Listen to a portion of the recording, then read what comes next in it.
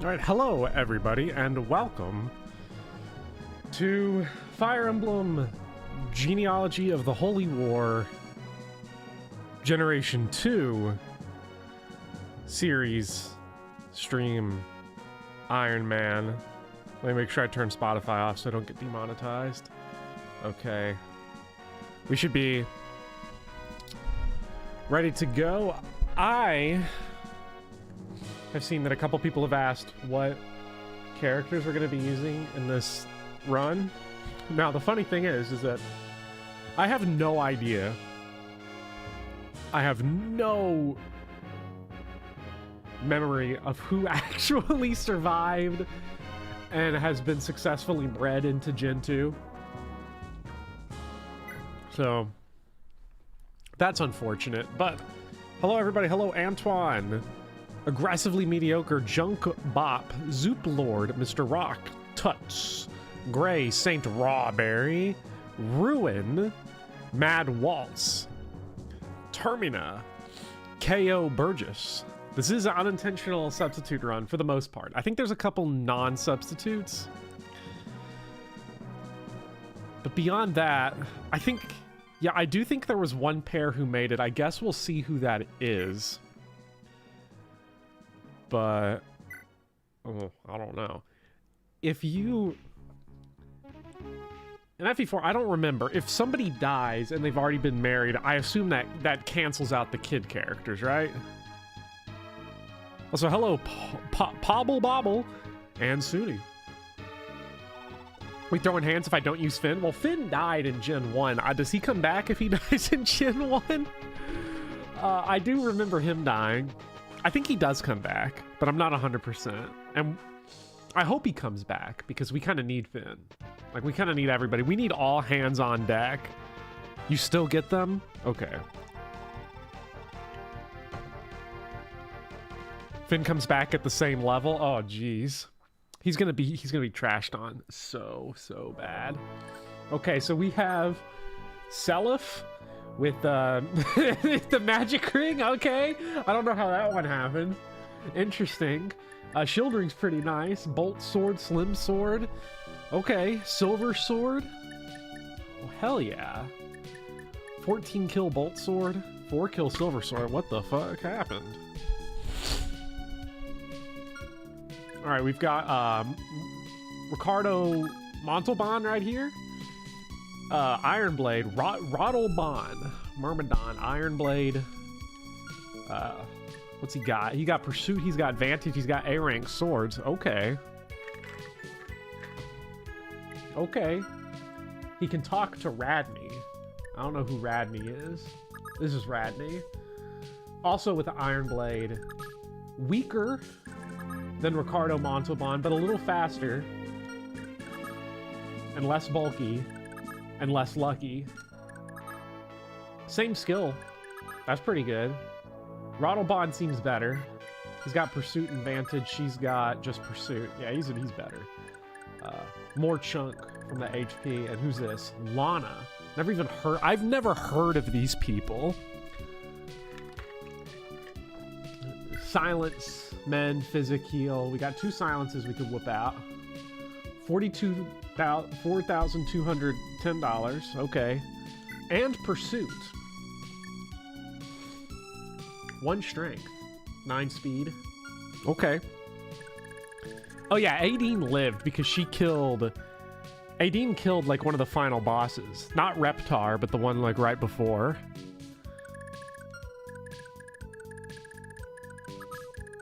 I swear, every time, the 2 times, this is the second time I've played Gen 2, each time it's been a grab bag of characters. I have no idea who's a substitute and who's not. I know Radney's a substitute. I don't know about... I assume Ricardo Montalban's a substitute as well. Are they like related? Are they like family members? Oh well, whatever. Let's just throw him out here. Let's see how he does. Give him a test run. And I think there was a talk between... Ricardo has to actually talk to... Radney.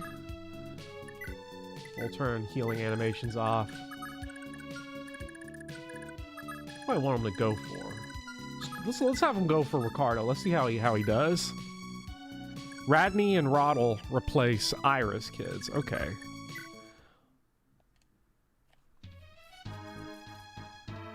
Lana hits 20 to actually use Pursuit. She should.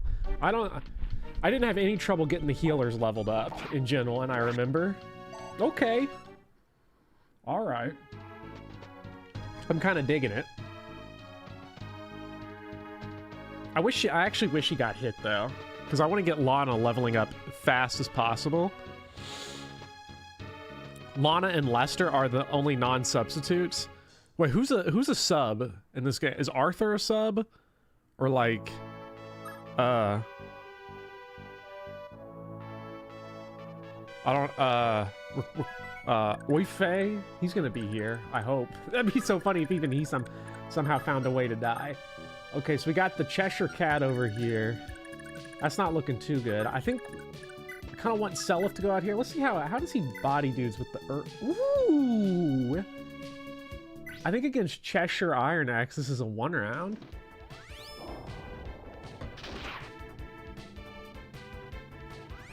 Everyone is a sub. This is bottom Emblem.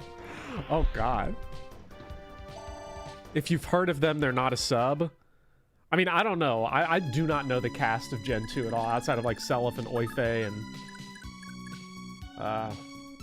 Nana. Well, Nana still shows up. Doesn't Nana show up? Okay, so I need Radney to get this kill so that we can get that talk conversation. Hopefully it gives us a stat boost.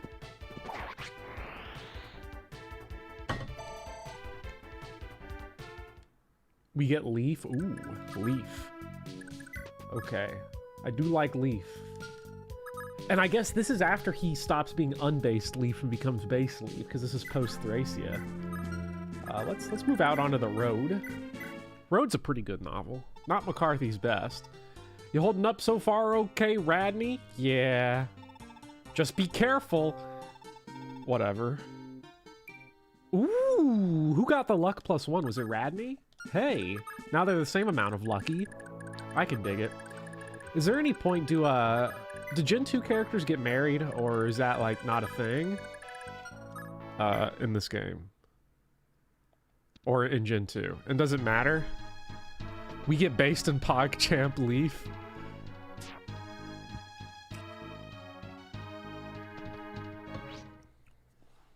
Okay. Now, how does the bolt sword work? Okay, so it's attacking physical at range. They do get, but it doesn't matter. It only benefits the crit stuff. Well, you know, I might as well then... Wait a minute. Is this why people talk about genealogy being fucked up? Like, can Ricardo Montalban and Radney get married? Is that why this game's, like, fucked up? I don't know. I don't want to find out. Okay, let's save our progress. Sure, I have learned a lot about game crashes, so I want...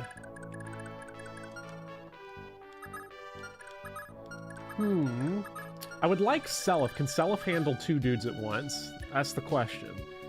This guy gonna hit you up with 22 and 24. Where's my cellular device? I don't want to have to use the abacus here. They can give money. Okay. Gen 2 subs can't get paired, thankfully. Okay. That's a relief. So we've got 24 plus 22. That's 46. I don't know if Seliph can take that. He might be able to. He does have the...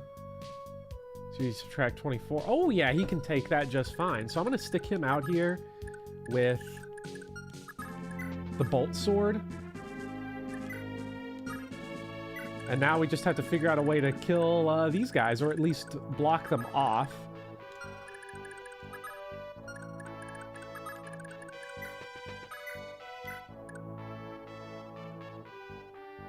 Is this a kill? That's close enough.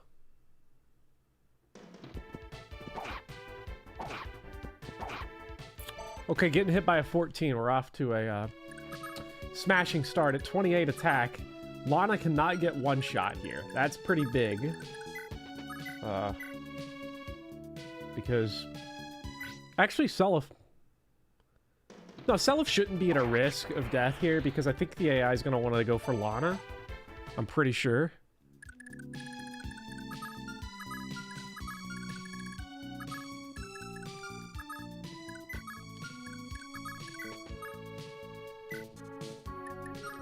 Let's see. Yeah, I don't think there's any getting around this dude going for Seliph here, so we'll just... With Genealogy's calculation screen, you just say numbers look good enough and Oonga Boonga. I mean, it's all we've got. So who we got over here? We got Oife. This guy is Supreme Chad. Talk to Seliph. He's got Pursuit and Critical, Armor Slayer, and Javelin. Ooh. I can dig it. What level's he at? 15, okay. So he's like, he's kind of got Gunter energy with, getting that lower level pre-promote. Lester, Speed Ring, Skill Ring, Power Ring, and an Iron Bow. Shit, is this Jamkey's kid? Talk to Lana? Sure. He is, gonna get... I already know this guy's gonna get whooped. And we got Tristan, Sword Knight. I have... Okay, so I only knew Tristan existed because of... seeing like the first few turns the last time I played the game in like July. Is this guy gonna do anything? He's got critical. He's got an iron sword. Who the fuck is Tristan? The role of Tristan will now be played by Barney the Dinosaur. His voice gives him super strength.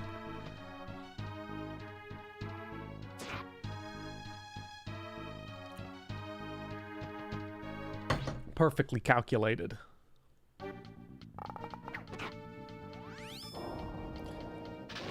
Okay, and this will bring him pretty close here to killing. Tristan replaces Lacus' son. Wait, did Lacus die? Did I get Lacus killed?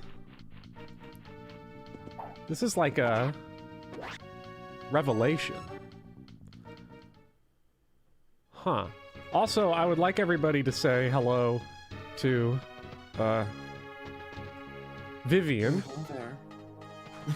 It felt like a naked genealogy stream just by myself. I didn't really like it. It's been 17 years, hasn't it? It has been. It's been a while. And here's the good news. Let me give you the wait.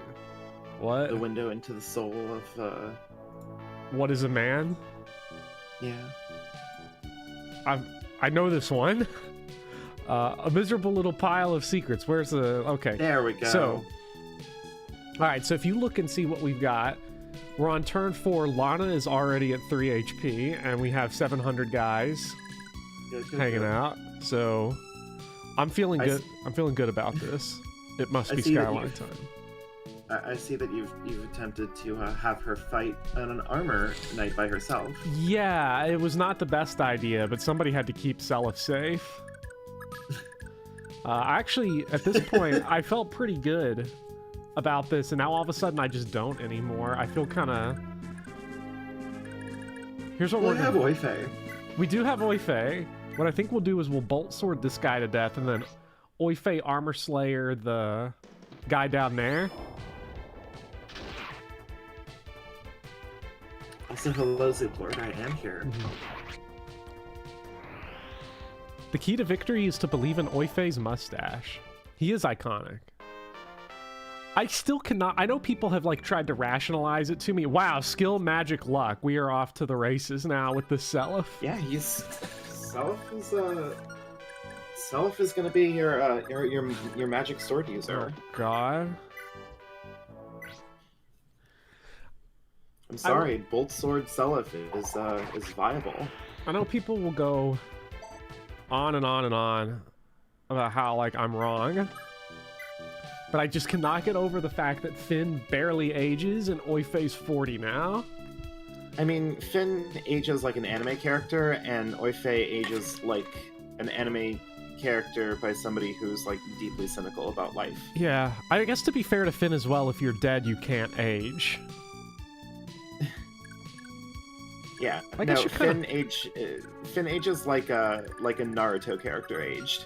Like, you know how, in like the transition between Naruto and Naruto Shippuden or whatever. Yeah, it's my favorite animes.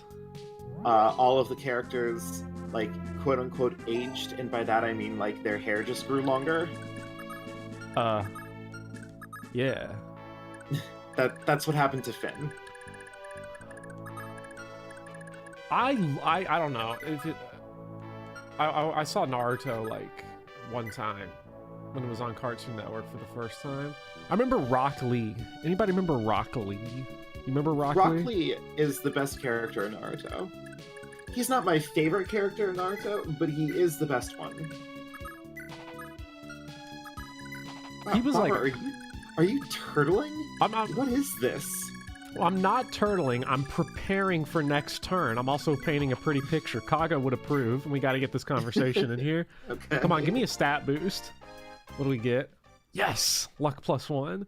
We're rolling in the luck right now. Watch these guys all go for Oife or something really stupid like that. Oh, they might.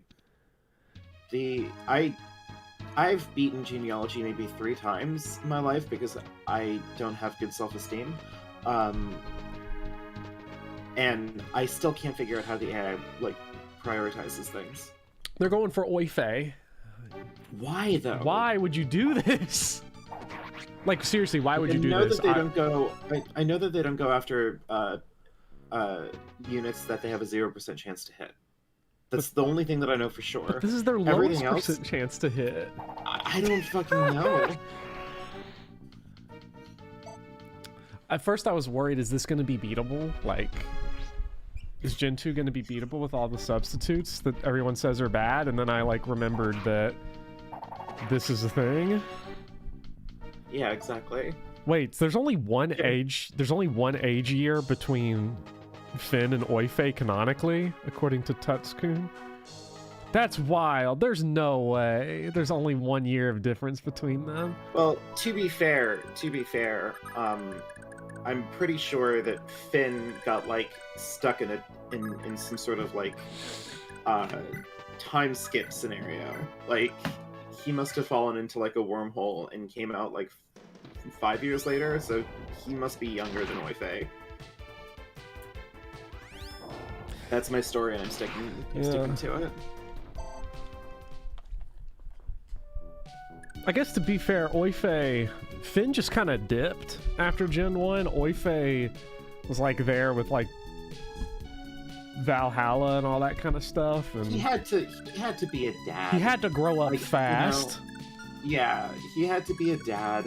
He had to raise a bunch of children, and I think his biology kind of kicked in. Did you hear that story about how like if a pack of lions in the wild like loses their like male alpha whatever, like one of the lionesses will just like grow a mane and just be a man. So what you're saying is that that's Oife's mustache? Yeah, exactly. Once Oife was forced to be a dad, like the mustache like grew in. Okay, that's wild. Listen, this is nature lore. Nature is cool. Look at that. Look at that, Lester. Oh, Lester. He's got the strength ring. He's got all the rings. He's decked out. Yeah. Lester's gonna be your boy. Yeah. I wonder. Excited for that? I don't know. Ricardo Montalban is my boy. Ricardo Montalban. Hey. I'm thinking with the thumbnail for this stream that I'm just gonna add to it as the series goes on, as more characters enter the cast. I think that's fair. Yeah, I think I got everybody that was there in Gen 1. Like even the obscure stuff like Lipton. Lipton iced tea. Yeah.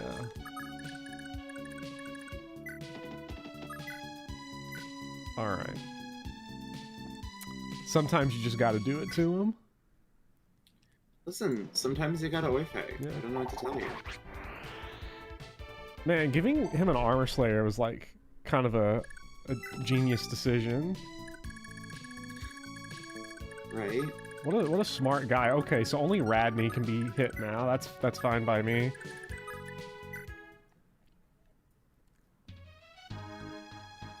Well, how could you forget James Buchanan? That's not even not even a deep cut. Oh, they're forming up.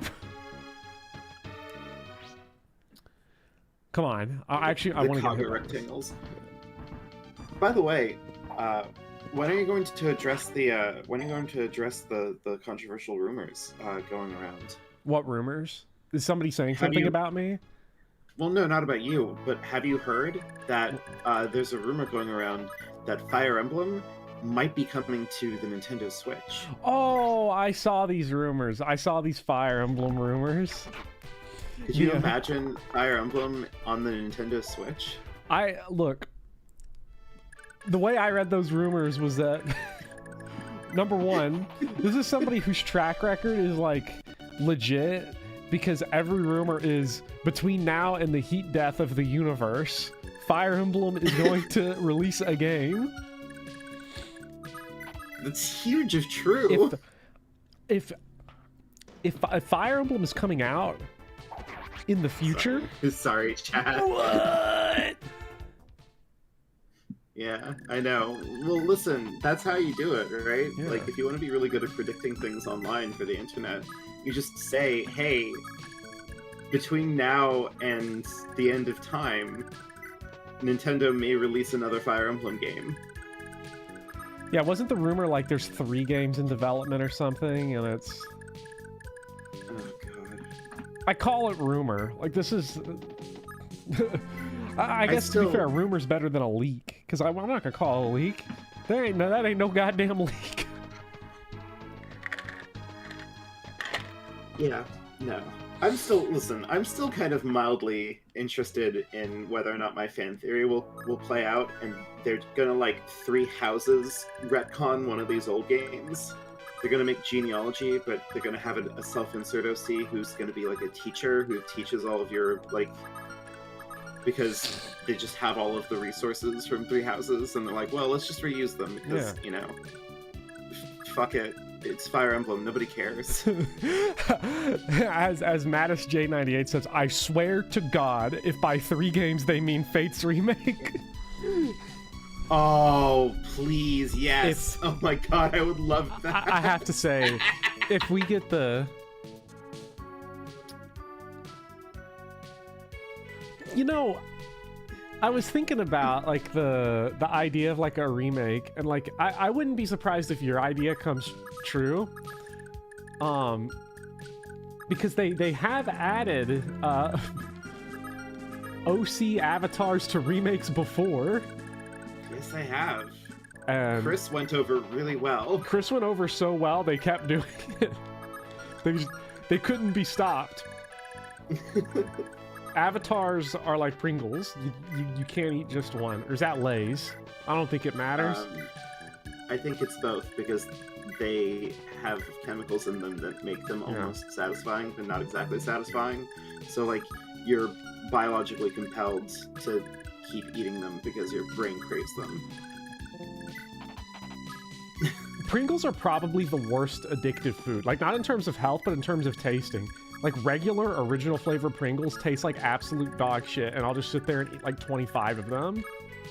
Well, because, yeah, it's because your brain has just been tricked to continue eating them. Yeah.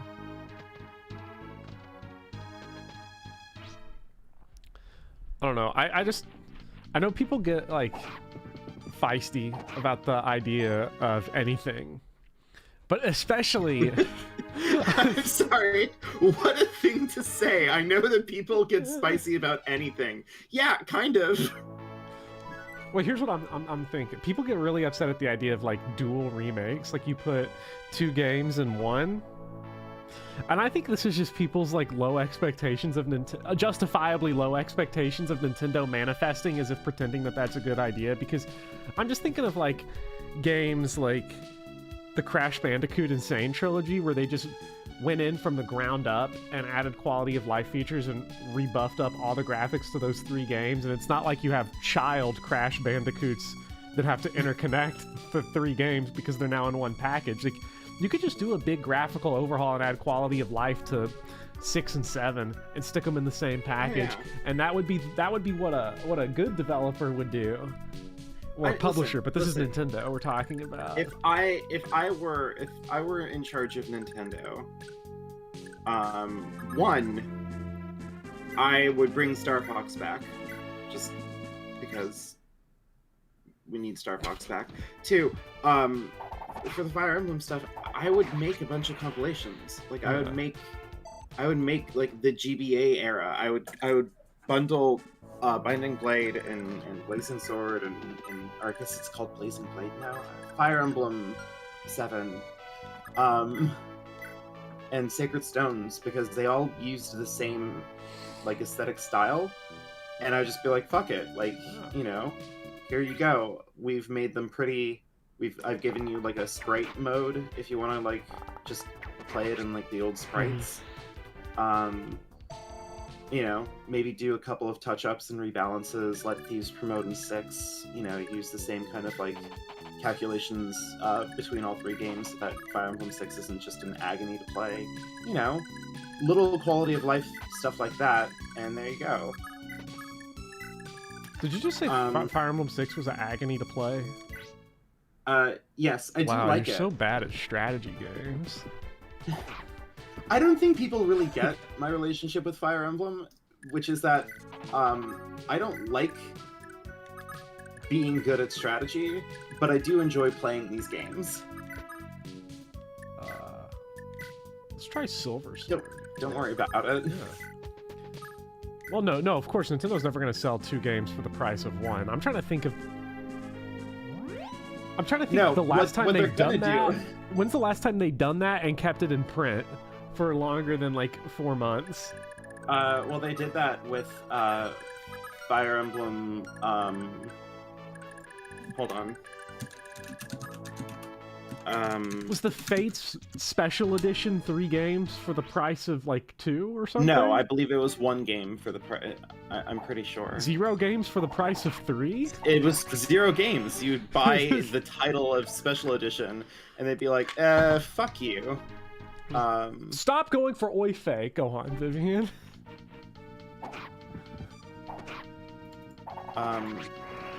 They did that with... oh my god.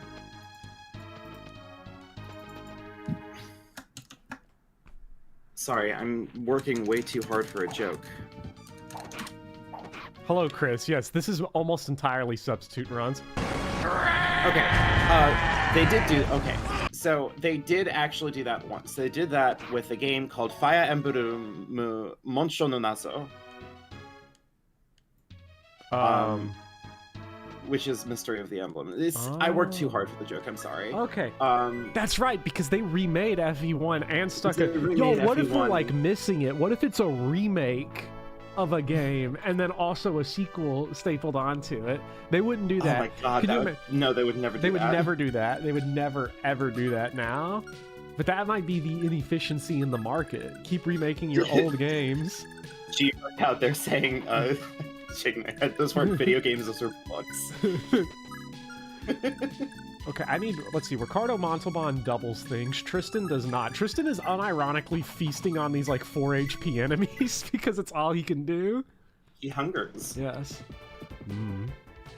No, he's not feasting. Tristan. He's dog shit. Get strength. Come on, man. Oh, hey, if he gets enough speed, maybe he can start doubling people. Ha ha. I saw somebody recommend that. I do think FE1 should probably be remade again. I agree, Chris. I know somebody said they will. What if they just add 2 random games together, like they remake Thracia and Birthright together as a single package? That'd be fun. Yeah, that'd be pretty cool. I would not mind that one bit. They're just gonna remake 3 Houses. Honestly, though. They're gonna remake 3 Houses, and then they're just gonna like add a whole bunch of like perfunctory dialogue where it's like, where Edelgard like spends a little bit more time being like a cackling villain, so that way like they just reveal that you're supposed to hate her. 3 houses, but all the cutscenes are unskippable. Yeah. Which, by the way, wouldn't work on me. Like, if they remade 3 houses and tried to make Edelgard more villainous, I would still like her. Yeah. But, you know, well, yeah. I think at that point in time, that's more for horny reasons than it is for, like, whatever reasons I like anybody in Fire Emblem, which is weird. I have no idea why I like the characters I like in Fire Emblem. I have no idea either. Like... Okay, but could you imagine if they did a 3 Houses remake where, like, you actually got, or not a 3 Houses remake, but a Genealogy remake done in the style of 3 Houses, where you got to, like, pick which quote-unquote house you got to do between Sigurd, Eldigan, and Narvis? Ooh. Nah, I wouldn't like that. That changes the game. Right, and as we all know, remakes should just be a one-to-one recreation of the game. Yeah. But people are going to complain no matter what. Yeah. People are funny in that way. Ooh, okay. Someone in your chat suggested this. Hold on. What if the new Fire Emblem game... what if the new Fire Emblem game is a little game called Tokyo Mirage Sessions Sharp FE 2? Can you imagine how mad people... I would be so happy. I would love that so much. This asshole's gonna go for Oife, I'm pretty sure. It would maybe be the best decision they could ever make from, like, in terms of, like, generating respect from me. Like, I would be so over the moon. Okay, can you imagine if they did Fire Emblem Heroes 2? Yo, Tristan enemy phase? Holy shit, look at him go. That's more... Who says that the subs are bad? That's more enemy phase kills than Larce has right now. Oh. I'm sorry to all my Larce fans out there. Well, to be fair, Larce didn't die. She was just never born. Okay, Fire Emblem Heroes 2, and they shut down the servers for Fire Emblem Heroes 1, and you can't transfer your data over. Actually, I hate to say this just because, I don't know why I hate to say this, but I felt like it needs to be said. I have finally quit Fire Emblem Heroes. I feel like that's what everybody says. It cost me too much money, and at the end of it, I was just not enjoying. And I was just like, why am I doing this and spending money and being miserable constantly? So, my relationship with Fire Emblem Heroes is over. I will look at the pretty PNGs though. Yeah. Like, but I'm gonna use that money in my wallet for other things, like moving out of the house in the summer and, you know, eating food when I'm on campus at work. People say gotcha games aren't bad. The PNGs are nice. Yeah. The PNGs are great, yeah. And the voice acting was great, but like I was interacting with neither of those things in my day-to-day through Fire Emblem Heroes because most of the time was just spent farming for my stupid orbs and doing my stupid training quests and doing fucking Tempest trials and like feeling bitterly miserable every time I tried to do the fucking Coliseum arena stuff or the Ether raids because everybody's using plus 10 Fallen Edelgards and it's just... I have spent like $60 on games that I ended up only playing for like an hour, like 2, that I felt were better purchases than if I bought orbs in Fae and got what I wanted. Yeah. Ooh, how's the FF5 remake? The FF5 remake is okay. I've been picking apart my thoughts on the Pixel remasters for a little bit now. And I have my second video out already. My Final Fantasy II video. It's very good. Thank you. That's really sweet. I always like the videos and watch them, but I forget to comment. I need to do that more because I need to juice the algorithm. Right.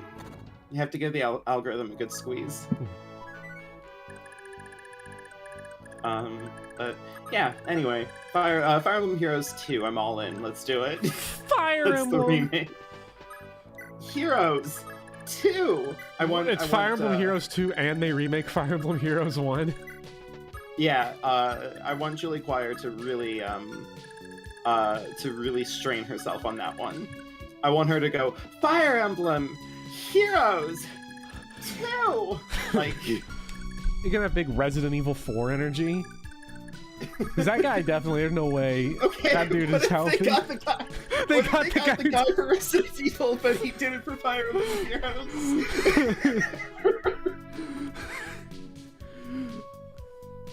They gotta get the Resident Evil 0 title guy to do it because he'll be like, Fire Emblem Heroes 2. Yes. God. That hurt, actually. I'm so sorry. You shouldn't have done that. Do Ganymede steel axes over here move, or are they just kind of chilling? I think they just kind of stick around. Like, I'm kind of scared to try out. You know what, Tristan? You should investigate their AI. God.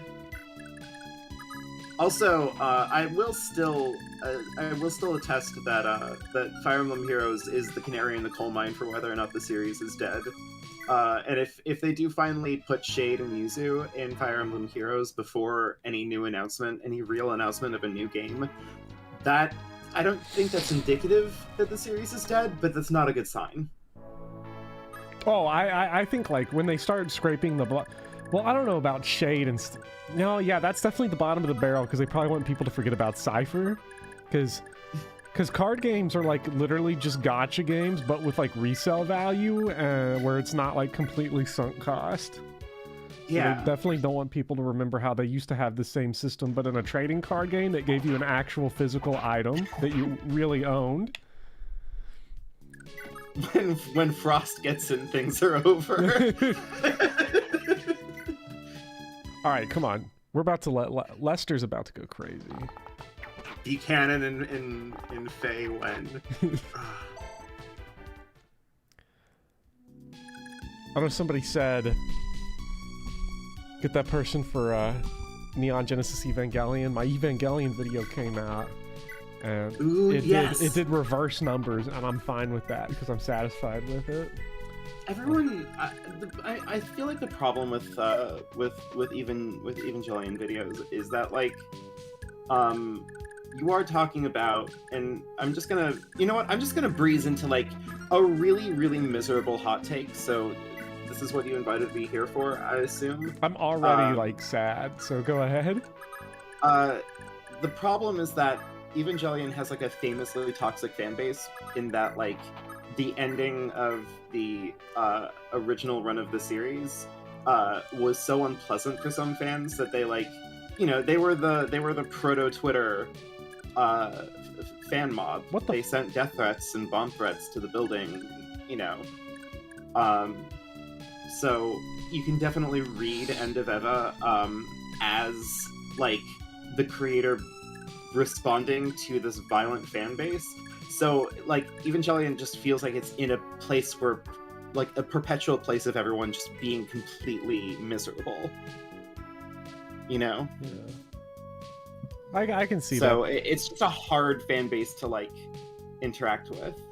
Yeah, I'm sure. So I'm assuming that a lot of Eva fans saw your video and was like, "Oh, this shit again." I wouldn't be surprised. And Luis, the answer is that it's a video I uploaded yesterday, so check it out. I'm just gonna say that the end of the TV show is better than the end of Evangelion film, and the Rebuild movies suck. Ooh. Like that's because I'm just gonna lay this one out.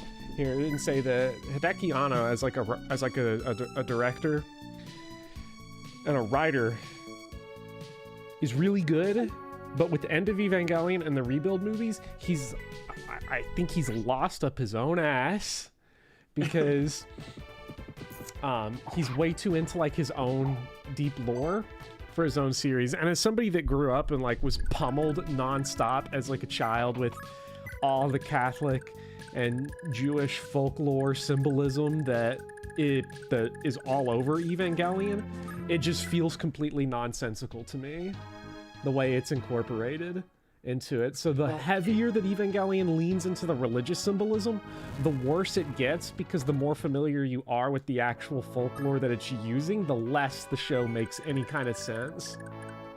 Right. Well, two things. One, I've been told by the internet ambiguously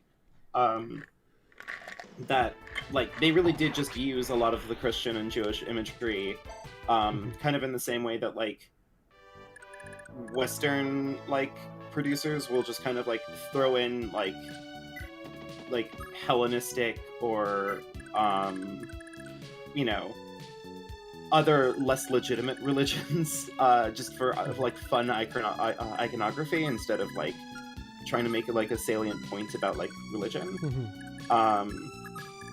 Also, don't think that I didn't notice in the chat that Saint Rawberry and Swordlock are apparently conspiring against me. Moon logic? How dare you? My logic is perfectly sound. You have Moon Man logic. Somebody just trapped on on Mars for like 3 months is the only type of people that would come up with the takes you come up with. Is that what they're saying? Saint Rawberry, have a good time. No, Saint Rawberry said that they live for my biting cynicism and moon logic. Okay. Which, like, fine, but also how dare you?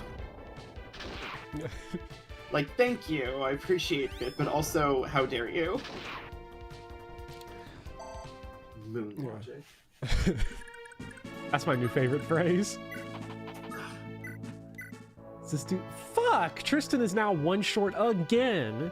Oh my god, he takes 19 damage from this? Tristan, can you never, like, can you grow more strength? Can you get 2 strength points next level up? Tristan, be useful challenge. Impossible.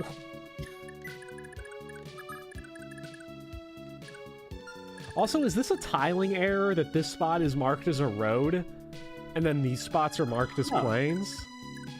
Like right here and right here? I think you should probably email Chosokaga. Yeah, I think we gotta get Intelligent Systems on the line because their game's fucked up. Tristan in FE4 is as useful as Tristan in Yu-Gi-Oh!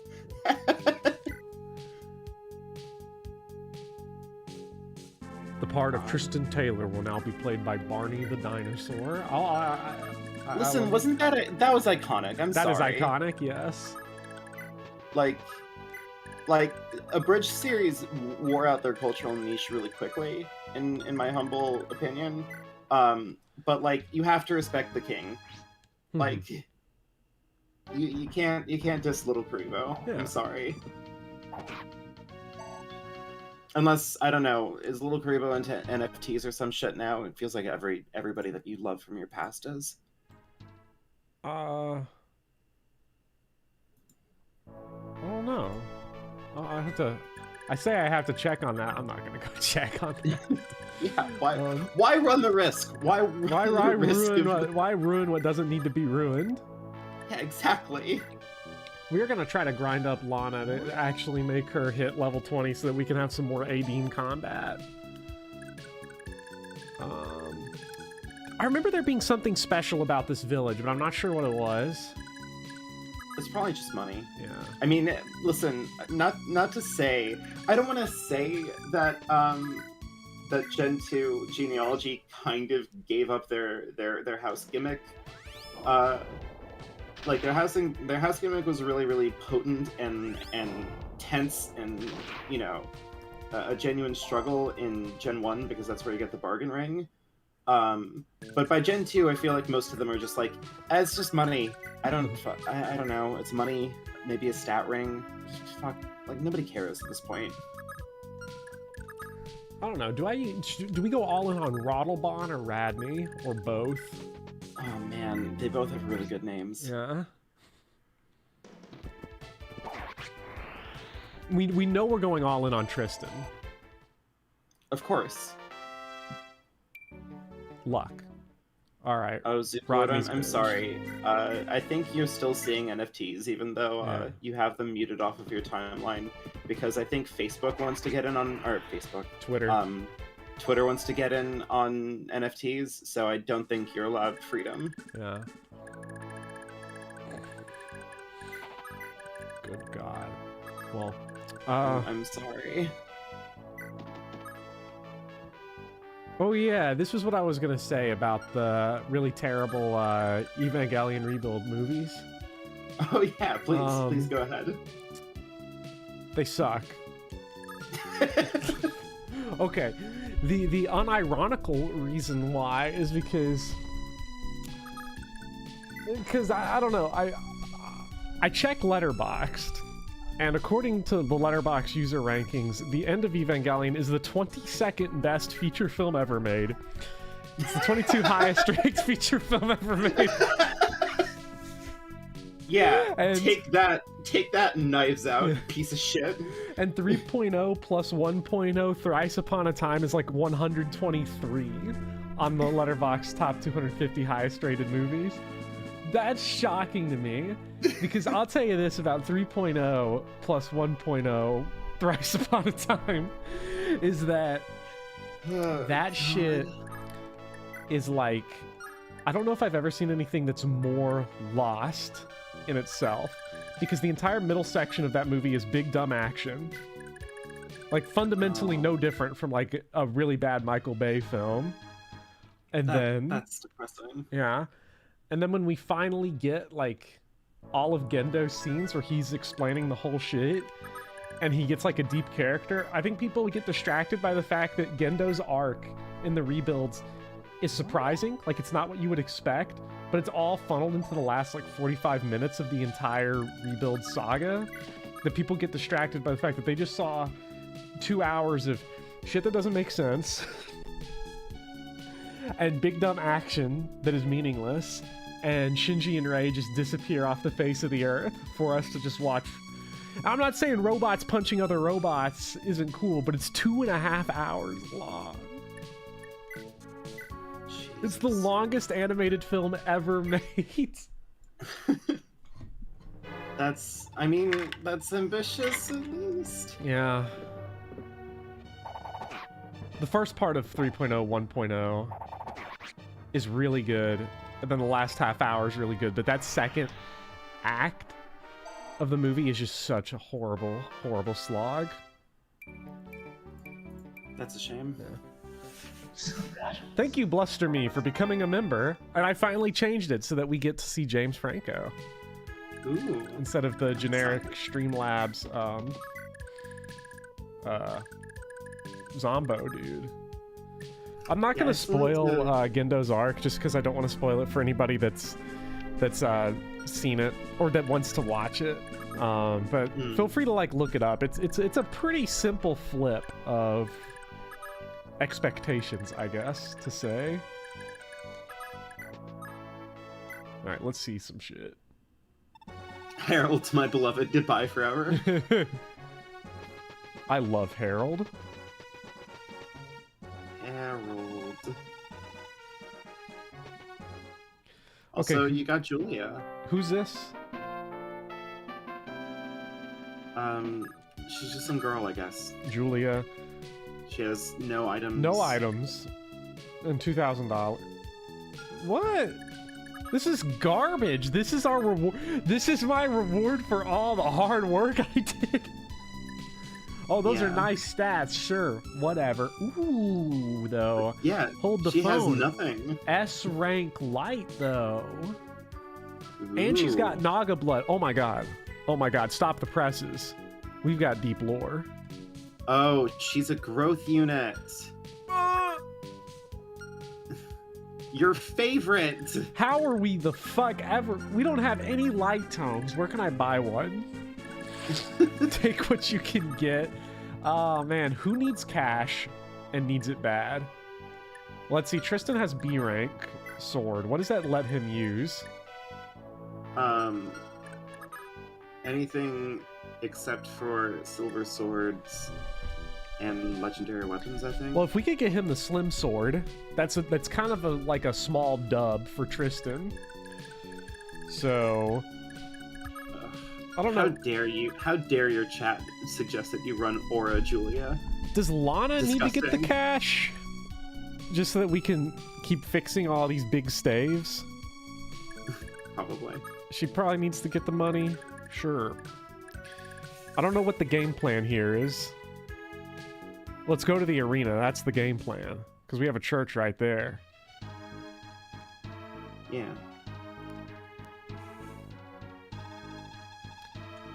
Alright, so let's have... I think there's a Julia-Lana conversation is what it said. I don't know if there's any others. Oh, God. I don't... Oh, beautiful. Chef's kiss. Are you kidding me? Like, that's yeah, perfect. Kaka's just out here chefing some shit up for us. Yeah, exactly. Kaga's just like, hey, you know why you're here. Yeah. Like, You know on. what you want. Yeah. Don't worry. Let Daddy baby. hook you up. Please. How does this make you feel? Huh? I got a line for you. I got a rectangle for you. I got all kinds of shapes for you, Oh baby. God, we Don't got worry. rhombi, we got parallelograms, we got it all. Yeah. Do you remember that one part in Genealogy where he pulls out his secret weapon, which are the 4 Kaga triangles? Okay. Beautiful. Amid, wind. Ahmed. Yes. Who is he? Look at his. He doesn't even have whites in his eyes. This dude is like literally. Wait a minute. Is he like a blow-up doll or something that we like just painted eyeballs on? He might actually have holy blood. Hold on. Wait, let me check. Femina. He's got adept. May strike twice. He has Yeah, he does. He has minor Tordo blood. minor Tordo blood. What is that? What does that do? Does that just give me deep lore info? It makes him better at lightning magic. When he Ooh. promotes. Better at well, that's fucking useless right now. Okay, what's this? Femina, Slim Lance, and Berserk at Enrageous. Wait, hold on now. I feel like they included Femina as like some sort of SJW thing. She does kind of look like a SJW, if we're being honest. She has green hair. She has pronouns. She has the word "femme" in her name. Yeah. I don't know. I don't trust her. I don't know, probably she's probably non-binary. Look at what the liberals are taking your Fire Emblem characters from. The liberals. God. Good lord. Now I'm just waiting for the Sargon of Akkad video about how Gen 2 substitute runs as the woke mob run amok. Of course, Femina has green hair and pronouns. We are about to destroy traditional masculinity by attacking this guy.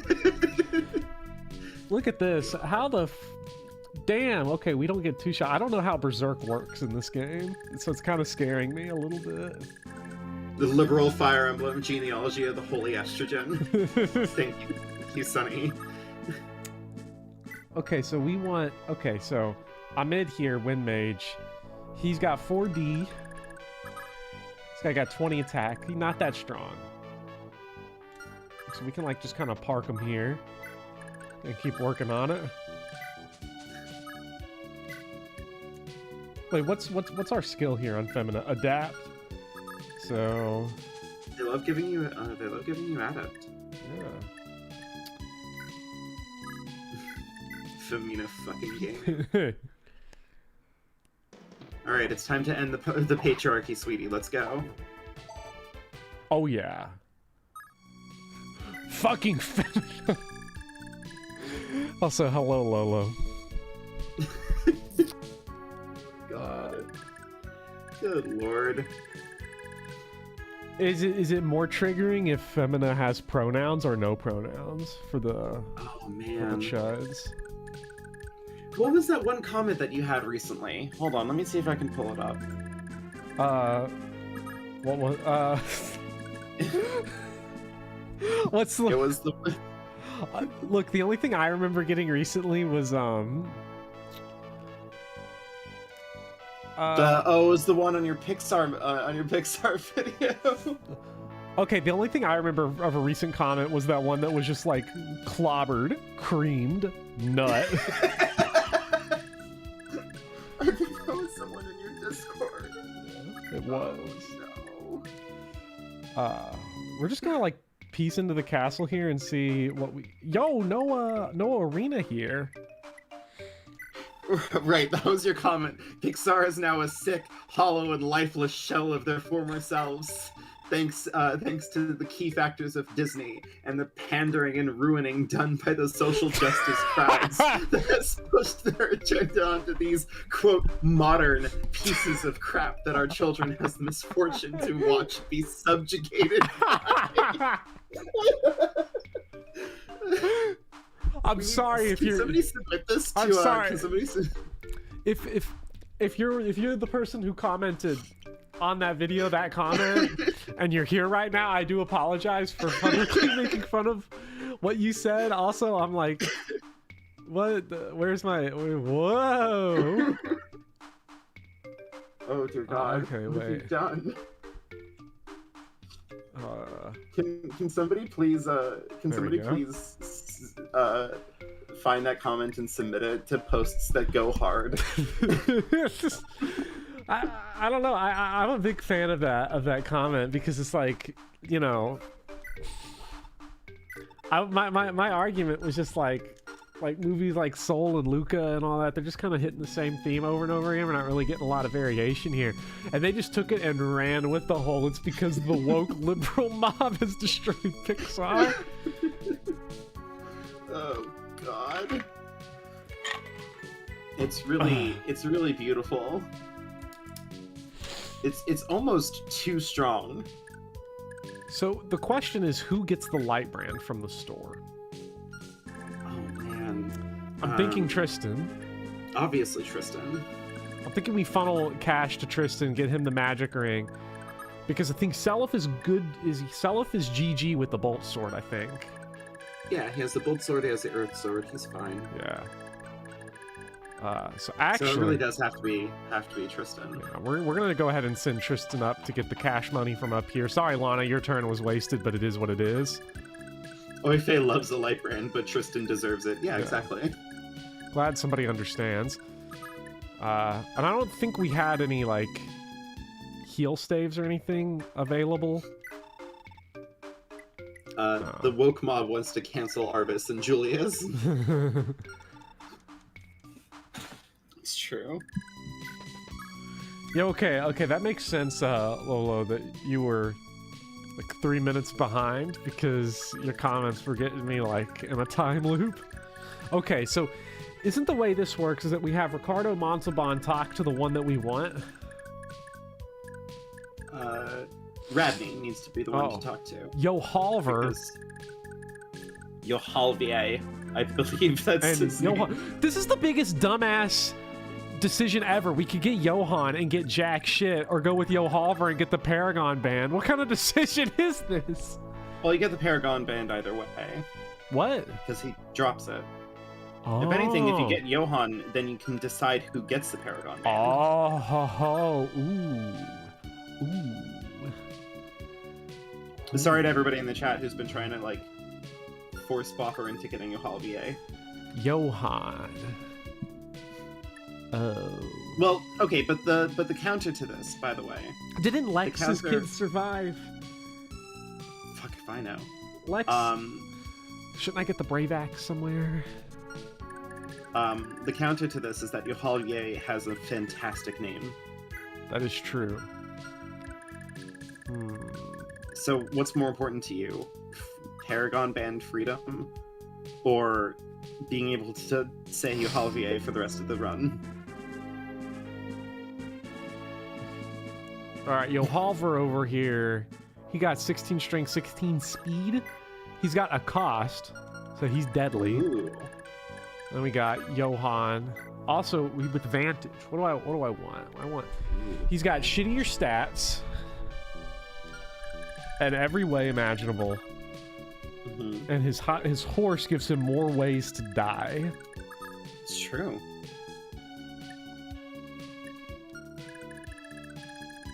I didn't know Joel Haver is in this game. You know what? Here's what I think we're gonna do.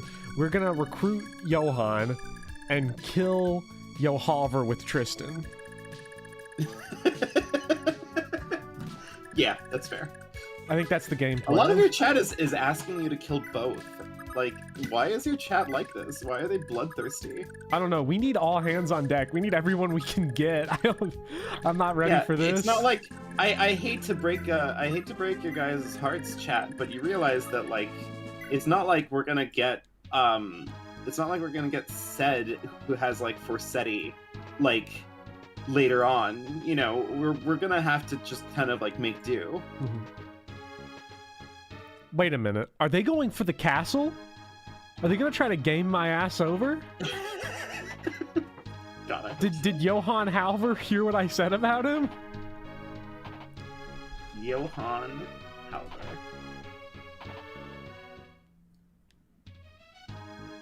God, I really do like Johalver. What a name. Oh, Jesus. Okay. Alright. Walk the line, Axemen. Alright, so here's what we're gonna do then. Hawk has lightning, so he doesn't need anything. That's fair. The good news is that the castle is somehow all the way over here. So... yeah, I don't know where they're going. Yeah. They're just gonna wrap around the mountain. Like, maybe. Fuck. Let's see, I think if we could get Radney... I think Radney will guard the castle. And then Tristan is gonna sweep over here. Oh, what was in the village? It's cash, but I think it's just cash, but I gotta get out of here at some point. Is the problem. Let's get this talk conversation. Like I gotta start doing things. Kill every last one of them. Yes. Julia, right? Mend obtained. Hell yeah. Yeah, you have another healer now. Yeah, finally. I don't know why they gave her like tome like levels, like weapon rank and tomes. She's a healer. Yeah, it's kind of weird.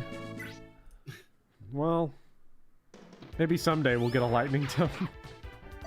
Chat seething right now as they'll say, "We've been yelling at you this whole time that you get Nosferatu by doing this conversation." It's okay. Don't worry about it. Listen, sometimes your chat just says things. It's okay.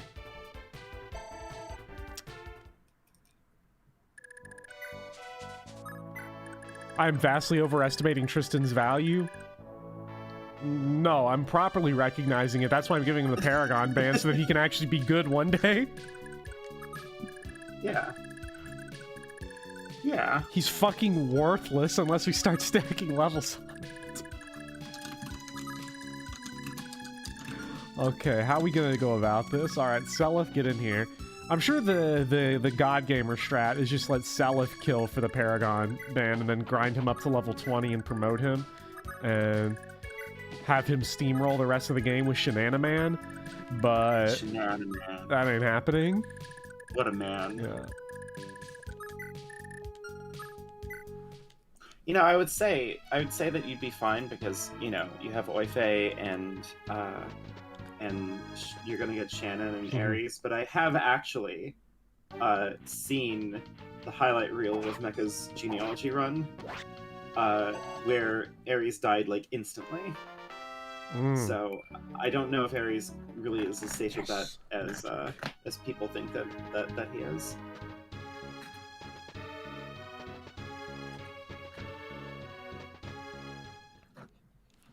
Okay. Shout out to lesser known Fire Emblem content creator Mecha. Yeah, I like to promote small channels on mine.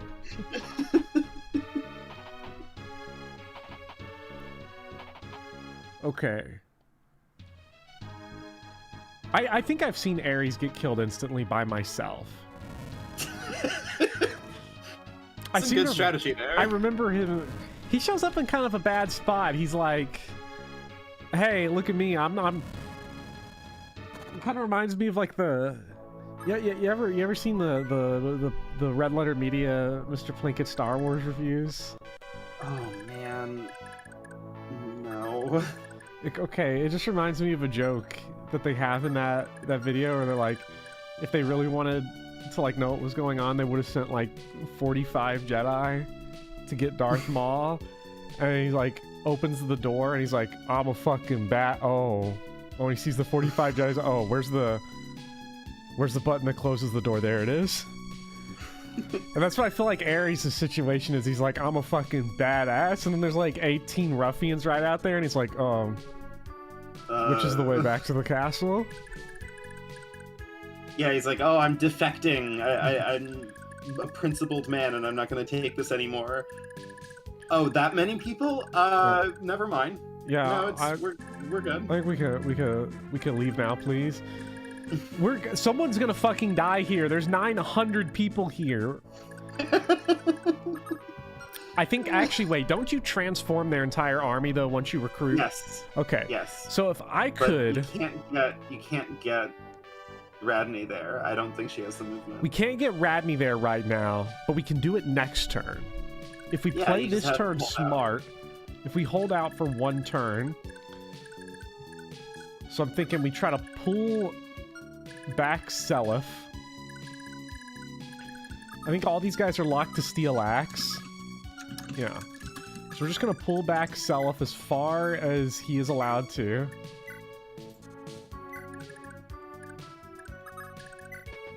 I'm going to heal him, and then we're going to cover up our healers.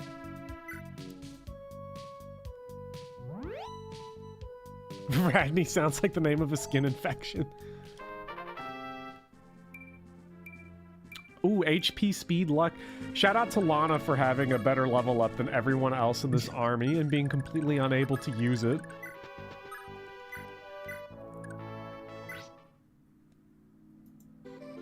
Please. Play it smart, back up everyone, and stick Oife out there.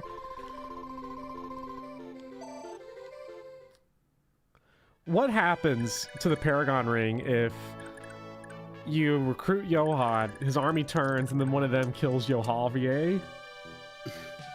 Then I guess you get neither.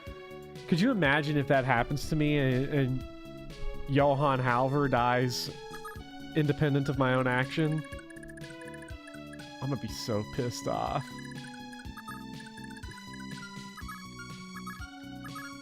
Make your own Kaga enemy phase. That's what we're about to do. We're about to produce the biggest Kaga enemy phase you have ever seen. What's that? That was a Glee. That was a Glee meme, wasn't it? What? I'm gonna create an environment that's so toxic. Is it? I don't know. I never watched Glee.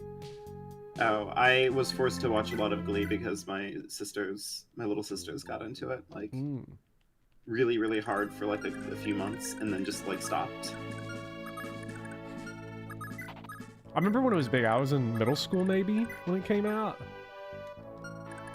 Something like that. We're gonna stick Tristan out here. We're gonna stick Rottlebon out here. And it better fucking work is all I'm saying. It'll be fine. Yeah. Now, can we be toxic and berserk this guy? I like to imagine we're just enraging the ruffians in the comment section. Yeah, we've subtweeted you. I'm sorry. Yeah. You've been quote tweeted and summoned to comment on the Pixar video. I can't believe that guy says that we're like. Oh that no! Pixar is subjugating like what was that? The wording is so fucking funny. Goodbye, Lester. To push these modern pieces of crap that our children has the misfortune to watch and be subjugated by. That's what's happening. I remember seeing Luca and feeling, yes, I've become subjugated to the whims of Pixar. That was just so everybody knows, that was the speed ring, the skill ring, and the strength ring were all on Lester. Are you trying to tell me that I ring, looked away? I looked away to re-look at that beautiful comment, and in the space that I stopped watching you play Fire Emblem, yes, you instantly got Lester killed. Yes. Though, when do we get the Valkyrie staff back? Oh yeah. Or do we? Did Claude ever marry a suitable partner? And I don't know if we bred Claude or not. Hmm.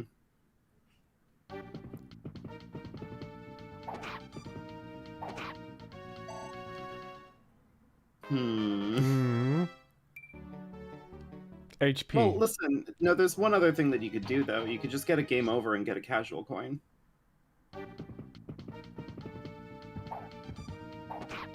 You know what? You know what? Uh-huh. Uh-huh. This is an idea. Jason, you're actually wrong. Claude can also marry, I believe, Tailtew, and can also inherit, no, not Tailtew. If he marries Tailtew, he goes to prison? Well, yeah, but he can marry Sylvia or... Oh, Aranus. If he marries Aranus, then Ced will get the Valkyrie staff. So Claude has 2 potential candidates to pass on. Casual coin strats. Yeah, exactly. Oh, what courage! What honor to be granted death on my blade! He says, attacking Oife is... I swear to God, if Oife had crit him... Okay. So,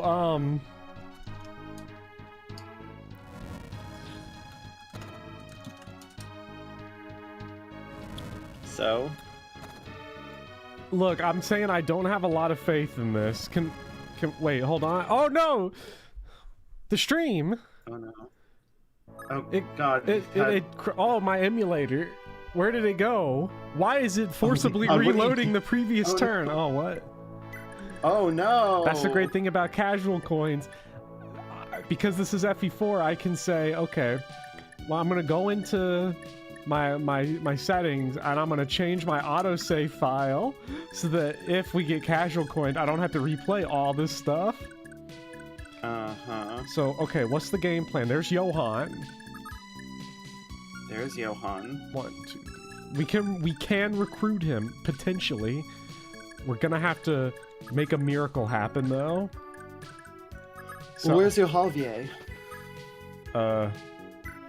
Somewhere else. That's not my concern right now. We're gonna kill this guy. Oh, okay, I'm sorry. Johan, however, is over there on the left. He's probably gonna kill us all. What the? Destroy us all! Okay, Ricardo. Oh my God, did you just make a Billy and Mandy reference? Yeah, I did. Damn. That's powerful. This is the case against resetting in Praxis right here. Your favorite Bopper content. Everyone's favorite Bopper video. Oh yeah, that was the one that that kicked off our entire yeah. Our entire narrative. Yeah. Our Vegeta Goku arc, if you will. Oh sure, yeah. You gotta be kidding me. You gotta be kidding me. Listen, if I want one thing out of a potential Fire Emblem Genealogy remake, I want them to have in exactly one moment with one character, and I want that character to be Javier, for them to swear, like have like a real hardcore like swear. I want that one exchange, but I just want Javier to be like, "You gotta be fucking me." You gotta be fucking me. Please, I need it. Like, that's just it. That's the only thing. I never knew I needed to be fucking Javier so bad. Let Johan I want you to recruit Johan, and for you all to have a text line that's just him going, "You gotta be fucking me."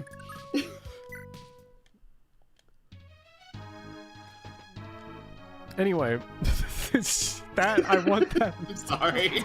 I don't know where to. Sephora, isn't that like a makeup brand? Wait a minute. Man.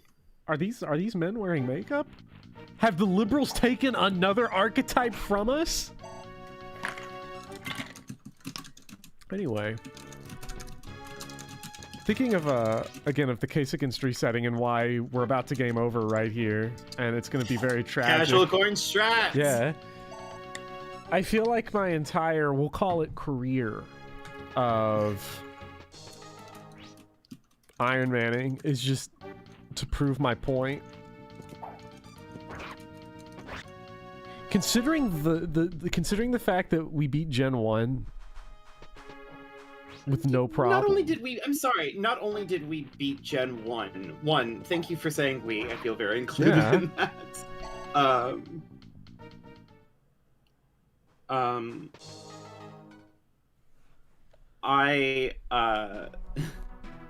Not only did we beat Gen 1, we beat Gen 1 with Staffbot Lewin. Okay? This game is literally for babies. Staffbot Lewin, Fireball Adine, and it was no problem.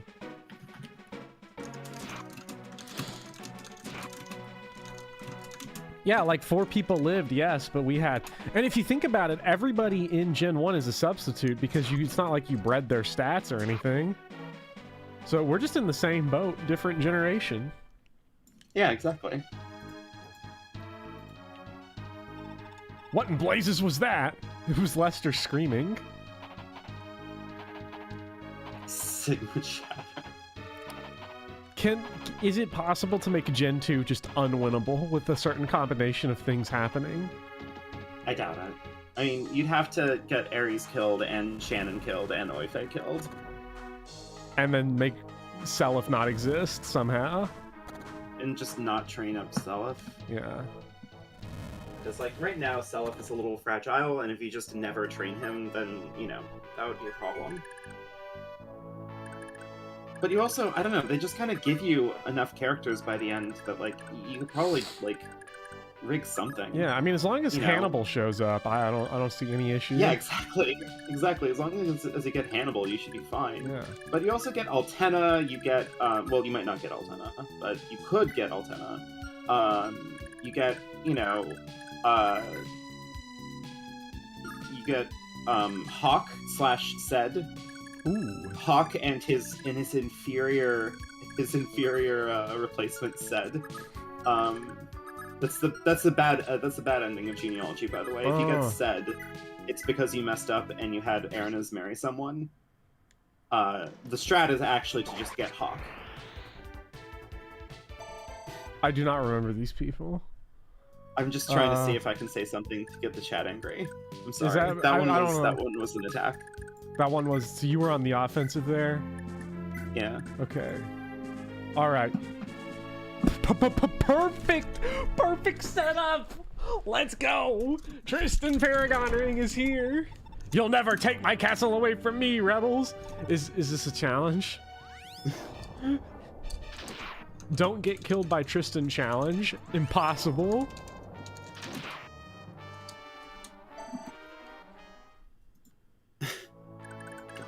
Tristan Gaming. Fucking Tristan Gaming.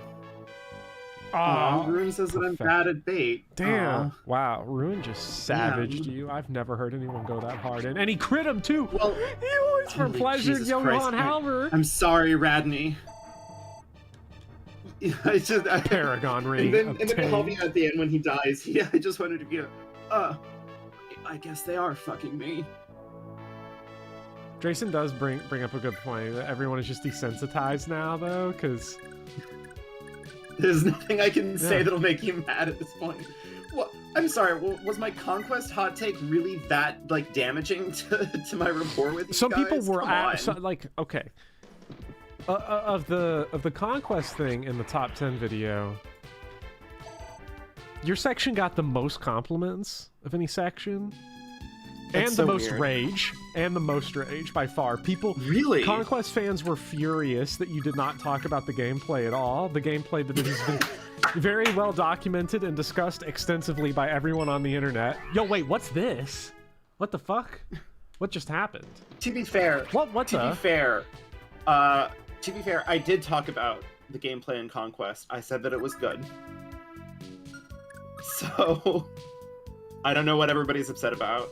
Did Ricardo and Radney just went full anime on that sibling crit? Oh yeah, they had a sibling crit. That's advanced.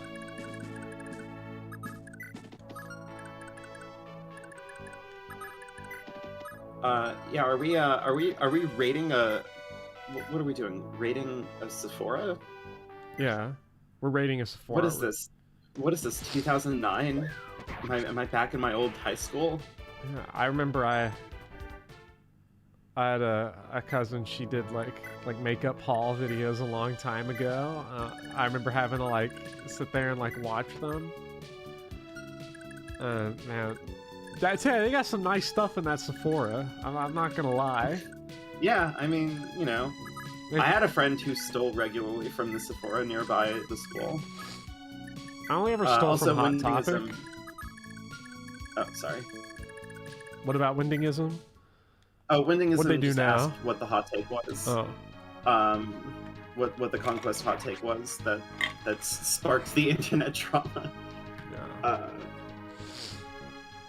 I think I can basically boil it down to just, like, I propose the idea that maybe Conquest is aware that it's bad to conquer another nation and is interested in, like, making the character do a bad thing, even if it's a bad thing for a reason that you can understand. But, I don't know. Watch the video, it's still there. Yeah. Like, unless Vopper took it down. Did you take it down? Yeah, I deleted Vopper, my did you entire take it channel. down? Yeah, I deleted everything. I did the YouTube trim where I trimmed out the Conquest section. That's good. That's for the best, honestly. Yeah. Yeah, people were upset. Like, I don't know. I feel like with Conquest, particularly, there's two types of stuff with Conquest that's out there. I haven't seen everything, obviously. I could be wrong here. But I think everything is either gameplay praise or the story doesn't make any sense because this character's behaving in a way I wouldn't, and that makes it a plot hole. Like, that kind of stuff. Yeah. And I think it's an interesting problem that they kind of put themselves in because, like, on the one hand, Corrin is clearly supposed to be a self-insert because he can change their name and gender and look. You get a lot of customization around it, but then they also decided to make your self-insert character, like, the main focal point of the story. So, like, Corrin necessarily has to have their own personality to, like, get through the kind of decisions that they put on Corrin's table. Like, it's one thing to be Chris, right? Where, like, the story is happening around you and you kind of just get to be, like, you know, a part of it vaguely, right? But Conquest forces the main character to make significant decisions about the entire fate of, like, everything that happens in the game. Also, congratulations on your Berserk. He has been triggered. Yeah, you've done it. Great sword, Femina. Very controversial, very provocative. I have been triggered. Well done. But, like, yeah, I don't know. Fates is a hot mess, but I kind of love him. I kind of love it anyway. There's like unique kind of nightmare, and maybe this is just me, but there is a unique night. Oh my god, these levels are so bad. You have Tristan, you're fine. Yeah, he's about to steal this kill, and fucking snatcher! Yeah, and he'll get I had like him. 8 points of he'll get like 8 points of strength. yeah, let's see what he gets. Come on. Ooh, oh yeah. He got nothing. Well, he got the kill, and that's what matters. In moments like in trying times like this.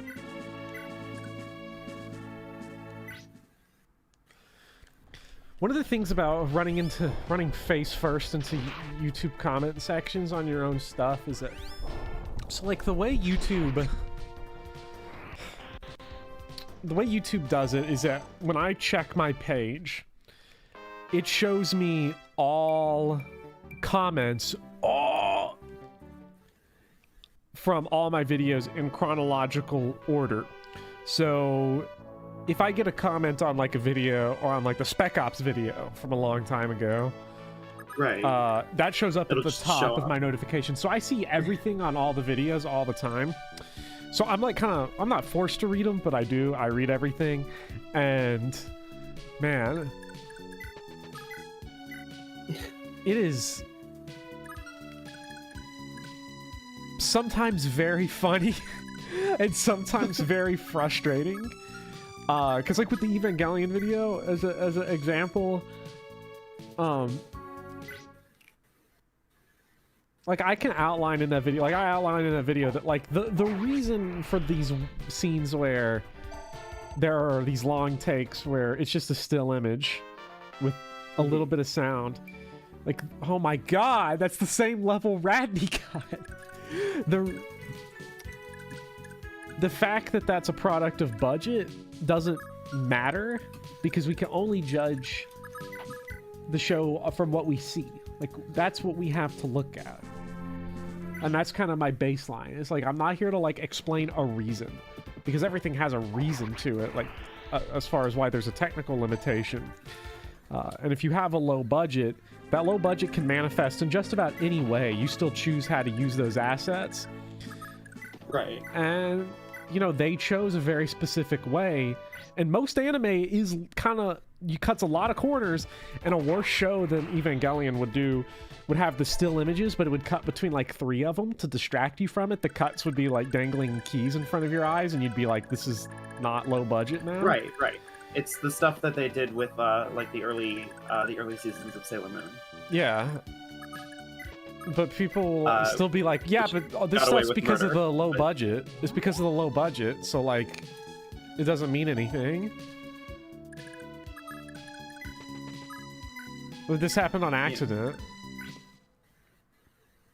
Which, by the way, I'm really sorry to like throw this hot take in at you like this, but Sailor Moon is fantastic, and everybody who hates it is a coward. Yeah. Well, I don't know if that counts as a hot take. Wait, can you say that one again? I was like distracted for a second. Sailor Moon is fantastic, and everybody who hates it is a coward. Yeah, that's probably true. I've never seen Sailor Moon, but that's probably like that sounds right. Like, its serialized nature makes a lot of the first season really difficult to watch because like you're just kind of waiting for things to actually happen. But like, it's also fantastic because I don't know if you've ever seen a woman turn like magically put a sailor suit on herself and kill somebody with their tiara, but like it was an awakening for me as a child. Sounds powerful. Yeah. Also, Sailor Moon showed up in this history of animation book that my dad got. Okay, we got somehow because the transformation sequences were really something. Really like big innovation type things.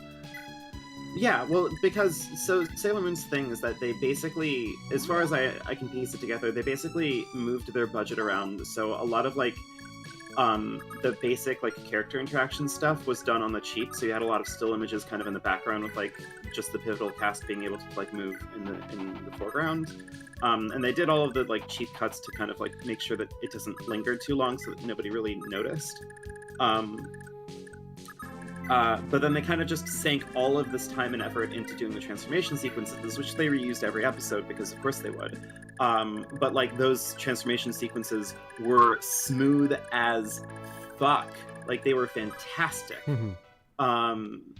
So like it just made it very appealing to watch because like occasionally like the episode of Sailor Moon would pop off and then you got to see them like do their super cool attacks or transformations, and you know, it was was good. Mm-hmm. I should look into Sailor Moon more just because of the importance of it. I'm probably not going to sit down and watch all of it unless I really want to have a deeper understanding. You could watch Sailor Moon Magica. Crystal, the inferior version of Sailor Moon. Okay, well, I'm glad that's the recommendation. Okay, so if you only have time for one Sailor Moon series, I recommend the worst one. Yeah, the worst one, because that's how you get the most plot. Yeah. So I know Drayson brought this up in a thing earlier that like people will use the argument of like the technical limitations of the Game Boy to say that it doesn't count in the game's favors because it's a technical limitation. And the thing that drives me so crazy just about these is that, okay, so you're talking about Sailor Moon, you're talking about Evangelion, you're talking about Game Boy games. The people who are making these shows or these games, it's not like if you develop a Game Boy game, it's not like you're startled at the last minute when you're told this is going to be on Game Boy and we're about to condense it down. Like, you know from the beginning your hardware, you know what and box you're going to be fitting it in. You're using it. A lower budget doesn't just happen. It's not like Gynex or whoever came into the studio and just started chopping Evangelion up to save budget. It was like they knew the resources they had and made decisions on how to appropriate that budget. And if you're developing, you're developing a Game Boy game, you know how to, you're developing a Game Boy game, so you do what you can with that system, and those decisions are couched within that. I always find that the people that make those arguments, that's how you can tell the difference between somebody that is an active viewer versus a passive viewer, or someone that I would very comfortably call a content consumer. Someone that is interested in watching a show or playing a game as a story or gameplay delivery machine rather than like an actual work that they actively engage with. And I'm not saying like it has to be on like this deeper level, but like just something you think about a little bit. You know, you can always tell the difference between somebody that treats it as I'm gonna go with that. Somebody that treats all media as a content delivery system, and YouTube definitely helps perpetuate this. Also, hello, Mecha. Glad you you tuned into a Sailor Moon stream. Hey, as a Sailor Moon expert, I've never seen the show. I don't know. I've been watching anime for the first time since I was in high school, and it's kind of blown my mind a little bit because I've watched Evangelion, and I've watched Paranoia Agent, the Satoshi Kon series. Ooh, I love Paranoia Agent. I love Satoshi Kon. That guy is like absolute blessing. Yeah. I always think that his work, because people can get off-put, I think, a little bit by animation as like a serious like art form for a lot of good reasons, because most animation in the West is treated like that, it's mainstream, is treated as for children, or it's like adult comedy sitcoms, or it's anime and it's cringe, and it makes you feel dirty watching it. Yeah, how can you enjoy something like anime? Because I get students all the time trying to explain to me their favorite animes, and they always are telling me watch My Hero Academia, and at this point in time, as a matter of principle, Mr. I Bop, just refuse to watch My Hero Academia. They looked right at me and said, Mr. Bopper, if you watch My Hero Academia, you like kids and are going to end up on a list. And I'm like, that sounds like anime to me, so... Yeah. But yeah, Satoshi Kon, I think, is a great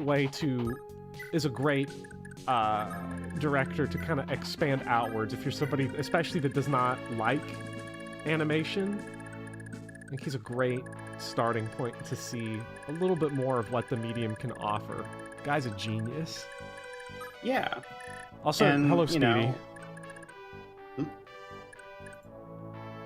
Speedy says, I'm finally streaming a bad game, as if I've never streamed Resident Evil 0 before.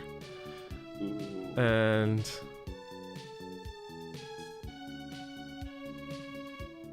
Mecha says there are no bad FE games. Wait, did Mecha just admit Mecha just admitted to liking Fire Emblem Heroes? I want everybody to write it down. Wait, what happened? Write it down. He just said, Mecha said there are no bad FE games.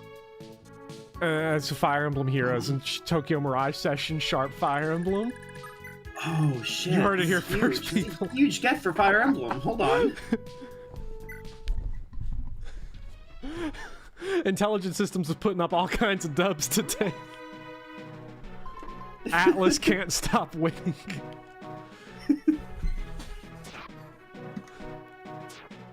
God.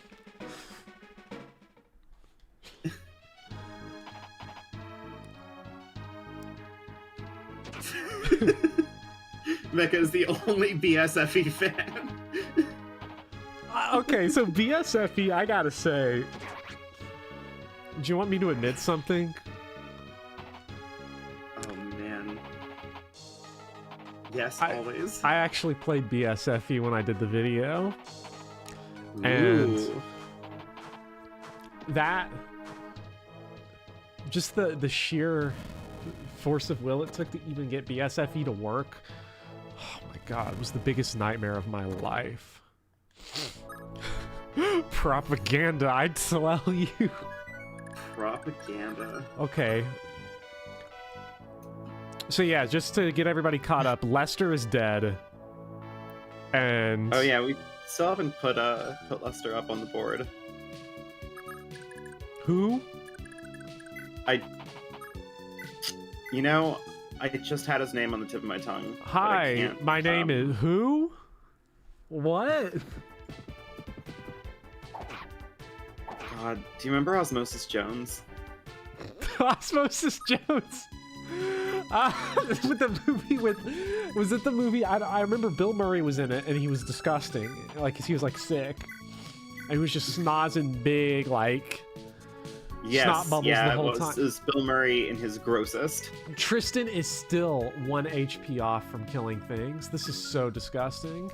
That is going to be Tristan's life. You don't understand. I'm just about sick of this Tristan guy. Good thing I gave him the Paragon ring. Yeah. Nice. If they add Belf to Faye, will they credit him as a BSFE character?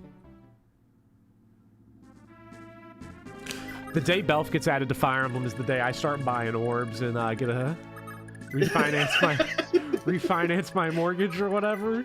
Sell my car.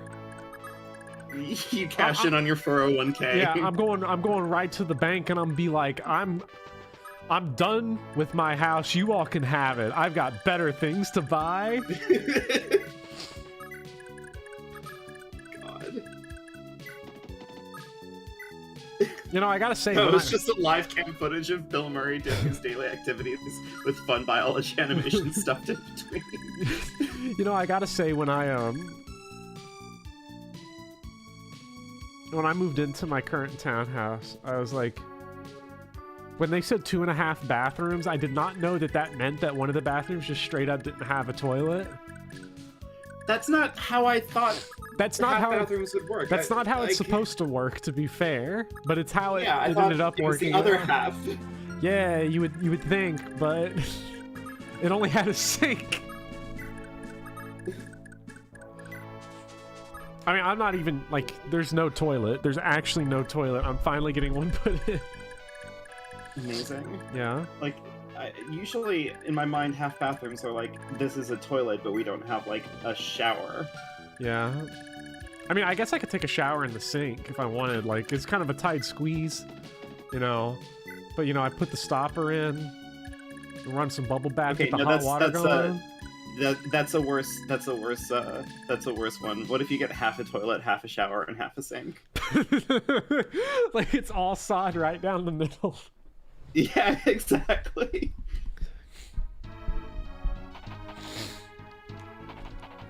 So sometimes it's just. I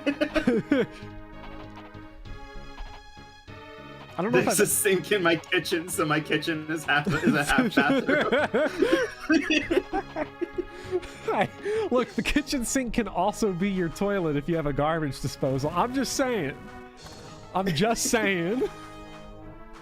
This is the worst. This is not what I wanted. I feel like if I made that joke when I was 14, I would have been mad at me and said, "You gotta grow up and be mature. You gotta be clever, okay?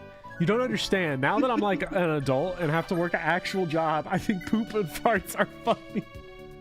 Oh, For the first time in my life, I finally understand it. Unfortunately, that's not how I grew up. I grew up going, in order to be a proper lady, I should never ever mention these things ever. And this was like before I found out that I was trans. I had a very weird childhood. Mm-hmm. I don't know. I was one of those guys that was like, oh yeah, I'm definitely a guy. I just, only do all of these feminine things and care about, like, appearing feminine and graceful and sensitive and emotional and as whatever. You get it. Anyway, I'm glad that I was about to bring up Hayao Miyazaki back when we were talking about Satoshi Kon. But like we've clearly like pivoted off of that. Imagine how crazy it would be if Miyazaki were good. Oh, Jesus Christ, right through the heart. Not for nothing, but Miyazaki cannot write a screenplay to save his life. He's a terrible screenwriter. Oh my god. If Miyazaki's animation was like television level, everybody would call him trash. Damn.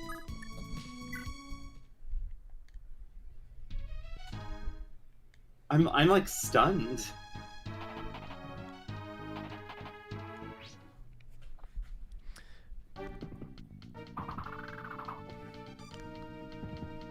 So, my opinion on Miyazaki is very complicated to say. Okay. Because I think Nausicaa, Princess Mononoke, Porco Rosso, Ponyo, The Wind Rises are all massively undone by the fact that these beautiful, beautiful images don't just get to exist. They have to also occupy space with like cringe dialogue and terribly constructed plots. Jesus Christ. He's the best animator who has ever lived, and it's not even close.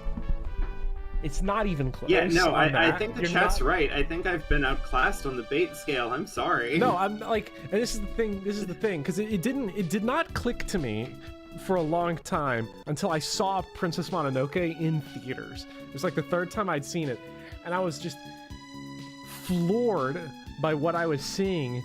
And then when people talked, I was like, I just realized I don't give a fuck about this story, and it's just large nail, large hammer, monstering away on the same laborious point over and over again. Nausicaa's the worst. Nausicaa's the absolute worst at this. Miyazaki's screenplay, like the way he writes a screenplay is basically he starts with a message first, and then he sort of folds everything into that. Again, I don't disagree with that specific point. I just, like, I'm coming at it from such a different perspective because, like, I almost have the opposite relationship on, like, just on the animation alone between Miyazaki and Satoshi Kon. I think Satoshi Kon's stuff, like, has much more interesting animation for me. Also, is the boss here named Schmidt? Yeah. Brave Axe. New Girl? We're dead. Johan's dead. Johan's gonna die. Anyway, I think that Satoshi Kon's like animation is genuinely captivating. I actually cannot stand how a lot of the internet likes to talk about Miyazaki, and I feel like a lot of like the cultural perception of his stuff, especially like on fucking the internet, I guess, is some of the most infuriating things on the planet, because I am so sick and tired of hearing people talking about Miyazaki's stuff going like, oh, Studio Ghibli is just raw, empty, like, artistry. Like, there's no plot, there's no characters, there's no story, it's just looking at these beautiful things. And it's like, that's very distinctly untrue. Like, I don't think that there's a way to be more incorrect about a Miyazaki film than by saying that. Because, like, I don't know. I think the biggest offender that a lot of people like to point to and say, oh, well, this is about nothing, and, you know, there's no villains, there's no characters, there's no whatever, right? Is probably My Neighbor Totoro. When, like, it doesn't have, like, a villain. Like, it doesn't have a villain like Osmosis Jones has a villain, like, right? I never thought the comparison would be, we're gonna use as the breakpoint Osmosis Jones. But yes, continue. But, like, it is clearly a story about two kids who are struggling with the mortality of their mother and failing to really understand, like, what is happening to her because they don't. So you're just gonna let Johan die, is what I'm saying. I'm not letting anything happen. There's nothing. Look, the game's out of my hands right now. I'm so sorry.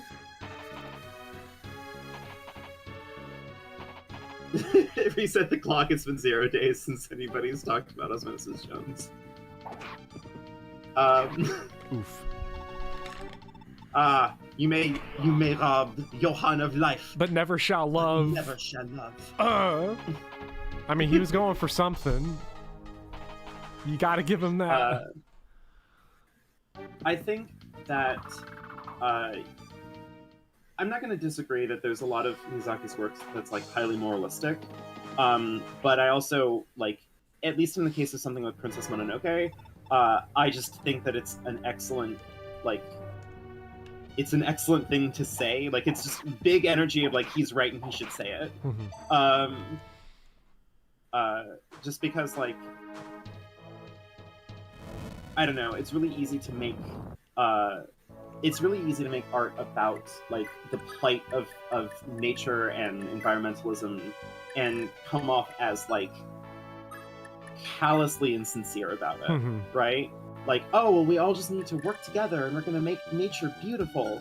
And, you know, the struggle of Princess Mononoke, where, like, you know, yeah, Ashitaka is not really, like, the most engaging and textured and nuanced character, but he's not really supposed to be. He's just there to witness with eyes unclouded, right? So he's just there to see what the plight of, like, nature and what the plight of Irontown is, right?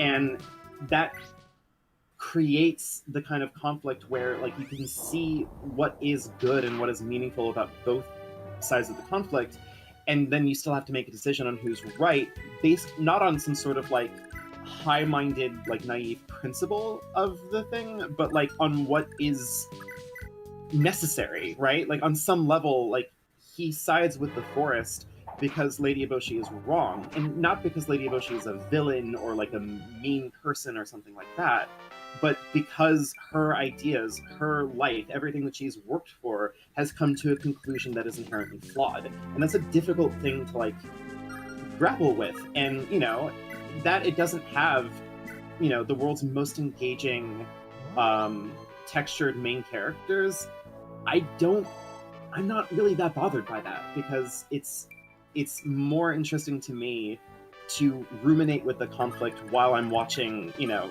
genuinely gorgeous animation go on. But, you know, that's my 2 cents on Miyazaki's work.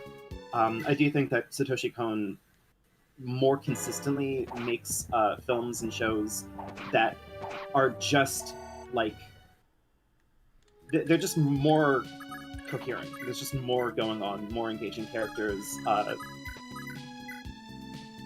You know, it's better overall in, you know, if you want, like, a more balanced, like, narrative experience, I guess, is what I'm trying to say. I feel like you get it. Yeah. But I also, you know, Johan in classic like me that. fashion, I'm not trying to compete these two. Like, I'm not trying to pit these two against each other. I think they're both great. Like, we can have both.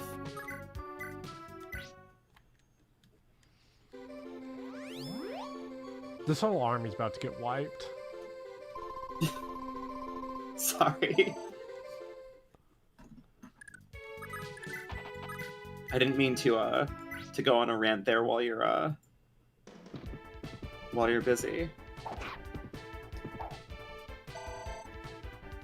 So while you're busy trying to set up for the next Kaga enemy phase. Okay. So I have to step downstairs. Ooh. Are you gonna parsec me over and leave me responsible for all of the decisions that you've made? Is this where this is leading? No, here's what's gonna happen. You're gonna watch the enemy phase, and I'm gonna come back up and see the bloodbath. All right, it's gonna be me in the chat now.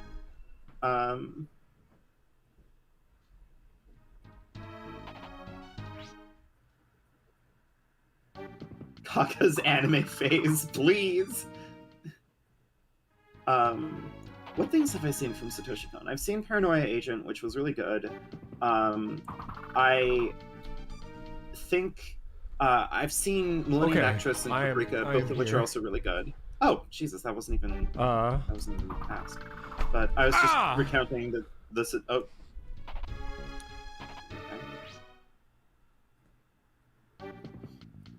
Yeah, there was a quiet iPhone alarm. I had some footage that was being captured, and I had an alarm go off, so I had to go end the recording. Okay. Anybody die? No, not yet. I've been telling folks what stuff I've seen from Satoshi Kon, and I've seen Millennium Actress, I've seen Paprika, I've watched Paranoia Agent. I don't know if I've seen Perfectly yet. I feel like that's the one to watch. That is the one to watch. That's the best one. I hear that Perfect Blue slaps. Yeah, my final. Is that the expression that you want to use for it? Yeah, or it stabs or something like that, maybe. I would say for me, I'm trying to think of. Because we kind of broke up the whole thing of Miyazaki. It's been a little while. Maybe I need to revisit his movies. It was just that was my reaction on my most recent pass through of his films, which has been a couple years. Mm-hmm. I remember thinking the best Miyazaki films were these just straight up adventure movies: Castle in the Sky, Castle of Cagliostro, Porco Rosso, kind of, and then not an adventure movie, but Kiki's Delivery Service. Oh, Kiki's Delivery Service is really cute. I love that one. My favorite, and maybe this is just gonna out me as a normie. Wow, did nobody die? This might just out me as a normie, but my favorite is always going to be Spirited Away. I saw that when I was really little, and like it still just makes me cry to think about it. Just I don't know. Spirited Away is very, very good. It did something to my brain, and now I will never be happy again. That's usually how it goes. Like there's something about it where like I know that a lot of people will say that Miyazaki films become like elevate if you watch them in the original Japanese, because a lot of the English like dubbing was done at a time when like anime dubs weren't really taken that seriously. My view is that the English makes it impossible to distract yourself from the dialogue he actually writes, but that's beside the point. Damn. But like I don't know, all of the dialogue, everything about Spirited Away is so, like, unflinchingly sincere that it's really hard to, like, take umbrage with it, at least for me. Like, because, and I think a lot of it is just that, like, the entire thing is framed through the perspective of, like, a little girl, and it's just really, really hard to be like, why isn't this dialogue like sophisticated and sharp and cynical and biting? Like it's, you know, because the whole thing is just framed around, you know, this kid who's clearly out of her element, who doesn't understand what's going on, who's lost her family, you know, and has been thrust into this world that doesn't make sense. Like I don't know, if people are out there who like want to tell me that Spirited Away's like dialogue is bad, then I can't necessarily like disagree with you, but it just doesn't track to me. Mm-hmm. You know? Also, Rattleband just got a double crit. Yeah, I think it was a sibling crit. Yeah. When it comes to Ghibli for me, okay, I'll have to double check my letterbox list on this. Uh-huh. But out of memory.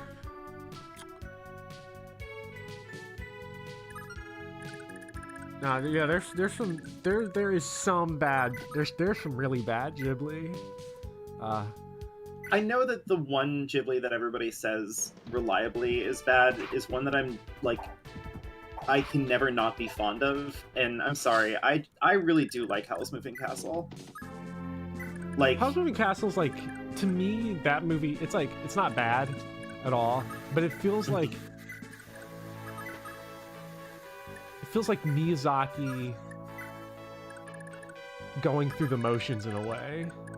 well, if I'm not mistaken, it's an adaptation from a book, so he didn't write the plot of Howl's Moving Castle as much as he adapted it. Yeah. But he, like, So, well, I'm saying, like, it feels like, I guess, post-Spirited Away, it just sort of feels like he picked a story that just fit right into the wheelhouse and then did it competently, so I find it to be the least memorable of all of his films. Like, there are movies of his that I think are worse, like Nausicaa or Ponyo, but I remember them way more vividly than I do with Howl's Moving Castle. I will say, Ponyo is very cute, but if you asked me, like, right now, point blank, to, like, tell you what happened in it, I don't think I could. I remember that Tina Fey did the voice acting for the mom. I know Liam Neeson's in it. In the English version. Did I just switch this to a Pokemon stream? Yes, you did. No, that was fuck. Okay, there we go. Now it's Resident Evil. Okay, there we go. The chat's gone, by the way, but I did see They're Ruin. back. They'll be back. I did see Ruin say one thing that I like wholeheartedly agree with, which is that Howl's Moving Castle is almost 90% worth it, just because Howl is such a melodramatic bitch, and I just think that's great. Like, I just think that it's great. Like, the one time that his hair, like, changes color and he just fucking, like, turns into a slime monster because he's sad. Like, chef's kiss. Like, I could watch that for the rest of my life. Also, you might get a game over. I just want to point out. Oh, what happened? Well, you have a bandit who's making his way downtown, and by downtown I mean uptown to your castle. Don't worry, I got a mid on it. Okay. Oh, that's not our castle. He's headed for the village. Oh, okay. Well then, good. Never mind. The AI in this game makes no sense, which is part of why I just not feeling too good about anything, because I really don't I don't have a good sense of what I'm actually how this is being influenced by my actual decisions. And also the PS4 controller is shitty. For the BS NES X. BS NES X. The Nintendo PC, I think, is what you're trying to say. Okay. Because for me, so I have to say, I pretty substantially prefer Isao Takahata's films to Miyazaki's when we're talking about Ghibli. Let me find the list of their feature films. Get rid of the shorts because they're impossible to see outside of Japan unless you see them theatrically, and I've never been able to find them online, so let me hide short films.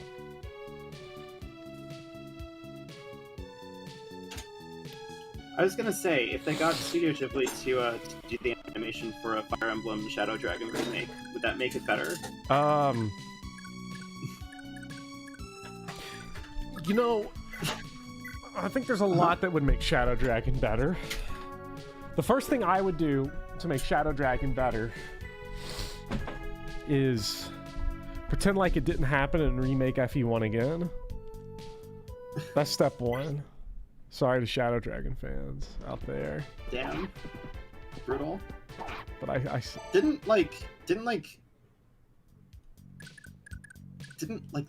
King do a comment on Shadow Dragon in the collab? Yeah, Link did the Shadow Dragon, and it was... What the fuck? What the fuck was that?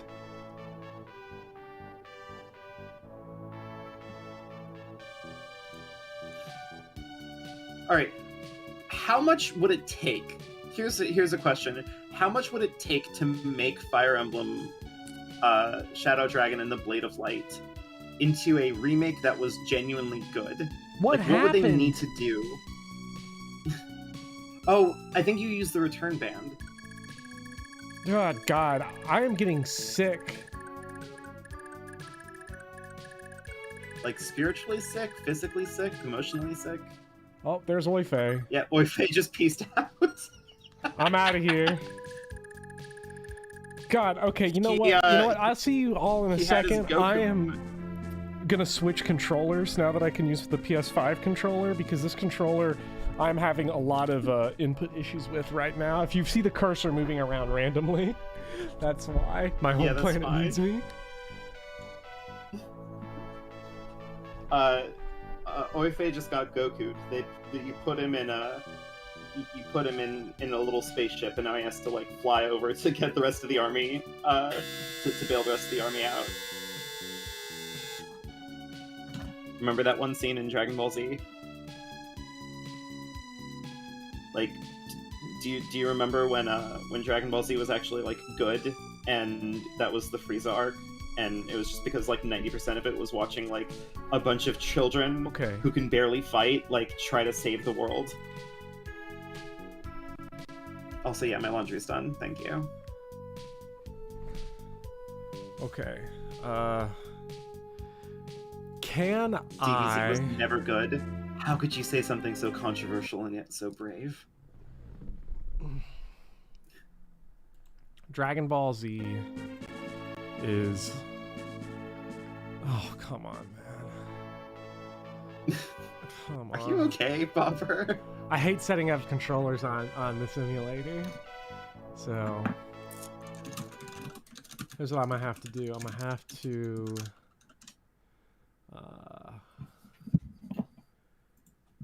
Oh, is there seriously not like a... Okay, there's save states there. Okay, so I'm gonna make a save state. We'll close the emulator, and now we're gonna reopen this bad boy so that it detects the input.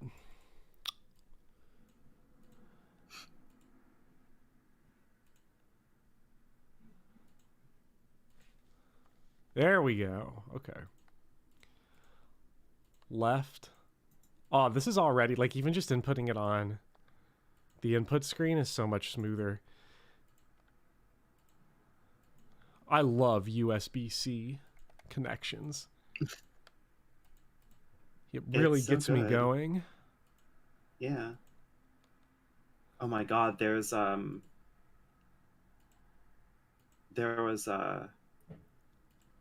think it's Persona 4 Golden, where one of the like cut-in dialogues from your support character is her going like, "Wow, you did it, senpai! You really get me going." I have thoughts about Persona 4. Do you think? Also, I'm reading back on the chat. We've opened the door to Dragon Ball Z discourse. Oh god. Is DBZ worth watching? I don't know if I've told everybody here my controversial DBZ opinion, but I don't like Dragon Ball or Dragon Ball Z or any of them. I like it purely out of nostalgia, and it's not an endorsement at all. The original Dragon Ball series is like half tournament arcs. Like, that's bad to begin with. And I'd say... well, the original Dragon Ball is like half tournament arc and half like sexual harassment of Bulma. Yeah. And then Dragon Ball Z, which I think the Dragon Ball versus Dragon Ball Z, that's just a thing in the West, right? Like in Japan, it's all just Dragon Ball, I think. Fuck it if I know. But after Cell Saga, especially, it's just such a slog, and everything even between the Saiyan Saga and Cell Saga can still get a slog. I think the Cell Saga just is kind of peak, and everyone likes it when Goku goes Super Saiyan. But the fact that it takes like 700 episodes of him fighting the Ginyu Force, fucking get out of here! I'm sick of the goddamn Ginyu Force. Get them out of my TV program. But Toriyama is a good artist. I like his art. His art doesn't do it for me. I don't know why. It's like, I hate to say this because I think that people will genuinely be mad at me for saying this, but it's like one of the things that has been a significant roadblock to me playing Chrono Trigger. Is Toriyama's art? Yeah, I hate to say it. Like, there's not anything that I can like distinctly point at about his art that's like, oh, well, it's bad. It's just that his art feels like Dragon Ball Z, and like every time I look at it, I'm just like, oh right, I don't really like Dragon Ball Z. Yeah, the only thing and it just kind of like puts like it just puts like it casts a gloom over everything of his that I've been trying to engage with that isn't Dragon Ball Z. I might need help. I might just need to like get a therapist and talk my feelings out on that one. Maybe. The only thing that's ever really hurt, like the thing that's hurt me trying to get through Chrono Trigger is that the JRPG is a bad genre, but it was basically unplayable. So beyond that, though, pretty good game. I like the one song that sounds like "Never Gonna Give You Up" in Chrono Trigger. As someone who has been streaming JRPGs almost exclusively for some time now. This is it. Oh, that's right. You do that. That was your dialogue in the in the ROM hack. Yeah. Oh, wait, it is? Yeah. Oh god, that's I so said, funny. why are you in a bad SRPG? I thought you only liked bad JRPGs. Joke's on you, I like both. Yeah. I say as I sit here playing anime video games. Viv to a therapist, I see Goku in my nightmares, it's true.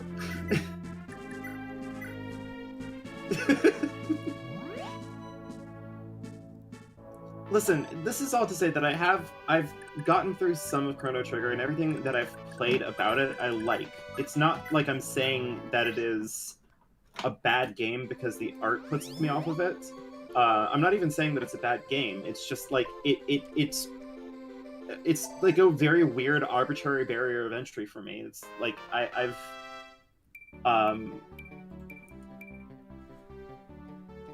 don't know. I should get back to it. I tried playing Ys 1. Ys 1? Uh-huh. I got it on Steam. You know how long I played it for? How long? Let me check my Steam records.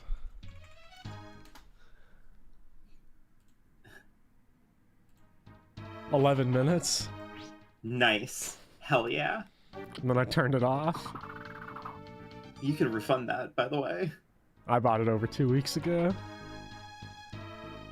My Giga Chad Mega 10 takes make up for my hot Chrono Trigger take. That's fair. Uh-oh. That's unfortunate. I'm sorry. I got into a point of conflict with like an old friend of mine because they wanted me to like admit that Persona 4 was better than Persona 3, and I just like tripled down on it because I'm right, but you know. I don't know if I've ever felt more tired. I'm gonna say this about playing a game, because I'm like, I have literally zero opinion about what I'm seeing on the screen right now. It's just fine. I don't know. It's just genealogy. Like, yeah, this is just whatever. This is a Lana died. Lester? Wait, Was Lester? Yeah, Lana's dead. Lana's dead. Lester's dead. Johan's dead. Who? Hi, my name is what? Halvier is dead. Will the royal Johann Halvier please stand up? He can't because he's dead. Just like his brother Johann. I know that everybody's trying to like spit out their Persona hot takes really quickly, but Drayson activated my trap card. I actually kind of like Persona 1 and 2 more than Persona 4 and 5.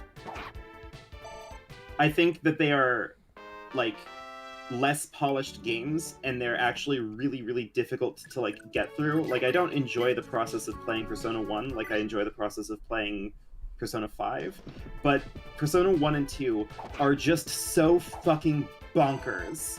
Like, they're just so fucking out there that I can't help but like be charmed by them because they just do not give a shit.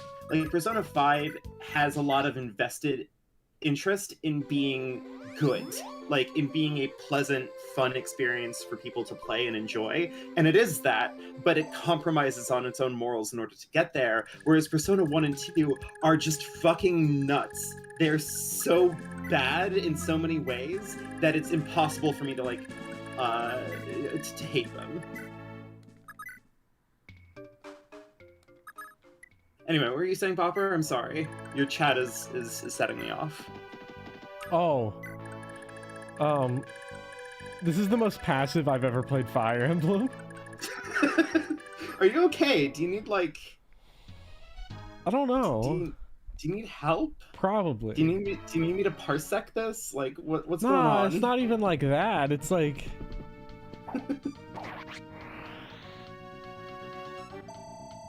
I don't feel alive.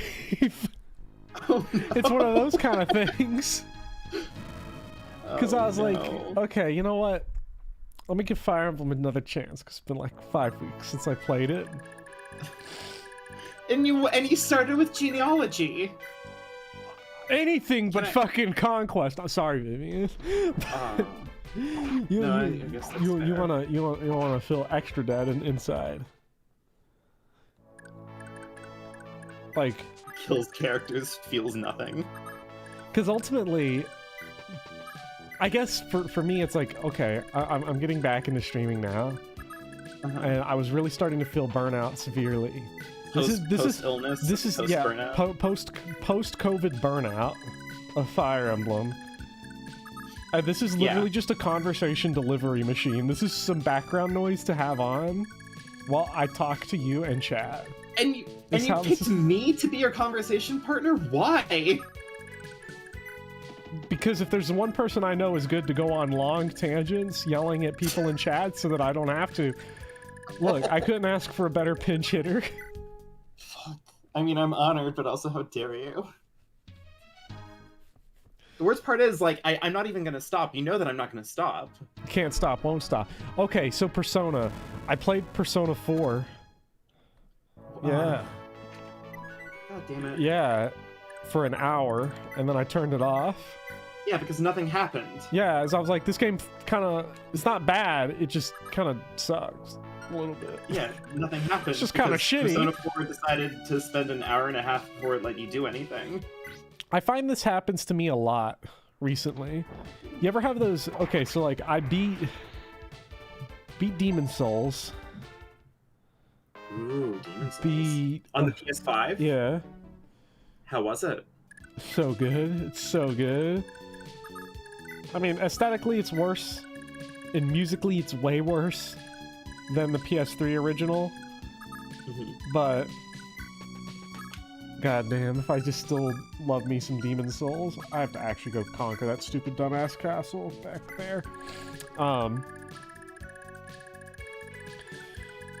I feel like I'm starting a lot of games, like I'm trying to play a lot of different games to see whatever sticks, and just right now nothing is sticking on me. That's kind of weird to say, but like, you know what I mean?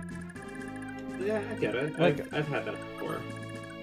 It usually happens to me after I like beat a game that I've like been pushing to. Yeah. For a while. Like, I beat Sacred Stones again recently, and like I spent like a week and a half just like listlessly like meandering around. Just I didn't know what to do with myself. I didn't even like, I was like, oh, I'm gonna do the post game stuff for Sacred Stones. I'm gonna do like the lagged out ruins and everything, but I couldn't be bothered. Yeah, because I did, well, after I did finally beat Tales of Arise. Oh yeah, how was that? Double Demon Fang! I'll carve through armor! Literally my entire brain space is just anime yelling noises. Yelling your moves. I have all the battle action like call outs from Tales of Symphonia permanently like embedded in my brain. I will never ever think of anything other than Lloyd Irving being like, Tiger Fang! Double Demon Lion, Super Lion Alpha! Tiger Fang! I'll stop your movement, and I'll stop your life! Good God. Sonic Thrust! I think after spending 50 hours with that game is what killed everything for me. It's why I do not feel... It's not that I don't feel enjoyment from playing games. I just don't enjoy them right now because the game sucked my soul out. You ever have that happen? Like, I'm trying to look here at what have I played recently on Steam or attempted to play. Like, Troubleshooter, bounced off of that. Bug Fables is really fun, but I just can't. After dedicating, I think it's because video games are such a dedication. There's very few. I don't know. I just beat 4 Final Fantasy games in the span of like a few weeks. Yeah, but you're like psychotic. Well, also Final Fantasy 1 and 2 and 4 aren't very long. They're just actually just kind of short. Chat is screaming Xenoblade Chronicles moves. Backslash! I'm really feeling it. Now it's ride time. God. Unironically, though, the things that I have not bounced off of recently have been visual novels. So Valhalla and Phoenix Wright Ace Attorney. God, I love Phoenix Wright so much. Take that! Also, I'm sorry, I love it so much. I was really genuinely worried that going to law school would like ruin my enjoyment of Phoenix Wright, but then I realized instead I went to law school and instead of having it ruin Phoenix Wright, it ruined law for me. I think Phoenix Wright, knowing a little bit about law, like I obviously don't know the intricacies of law to anything similar to what somebody who's even been around law school would know, but just the little bit of stuff that I do know makes Phoenix Wright so much funnier and so much more enjoyable. The fact that not only does it's not even pretending. Like a lot of legal stuff pretends to be like a simulation. There's not even a front in Phoenix Wright that this is realistic. It's just going for full stupid, and I love it. Yeah, exactly. And it's honestly, like, it's kind of just a power fantasy. Like, imagine being in a highly corrupt... Because, like, okay, there was a lot of think pieces to be had over Phoenix Wright in its history, where, like, people would talk about how, like, while it's not realistic, what it represents, like, what it shows the, like, the penal system in, like, Japan to be, is accurate. Like, by and large, if you are, if you're accused of a crime in Japan's court system, the prosecution is going to win like 95% of the time, because the prosecution gets to collaborate with the police, they get control of all the evidence. There's like a lot of like structural things going on in that just like really just pit everything against anybody who's accused of a crime in Japanese court systems. So like with that context, while Phoenix Wright is like openly unrealistic, there is something like weirdly like electric in the idea that not only can you have this one guy who can like solve these cases and protect his clients, but also find the murderer while he's doing it. Like, I don't know, there's just something weirdly like joyful to have in it. And also I think that Phoenix and Edgeworth are cute and they deserve to be together. I love Edgeworth. I think my favorite thing is like, okay, so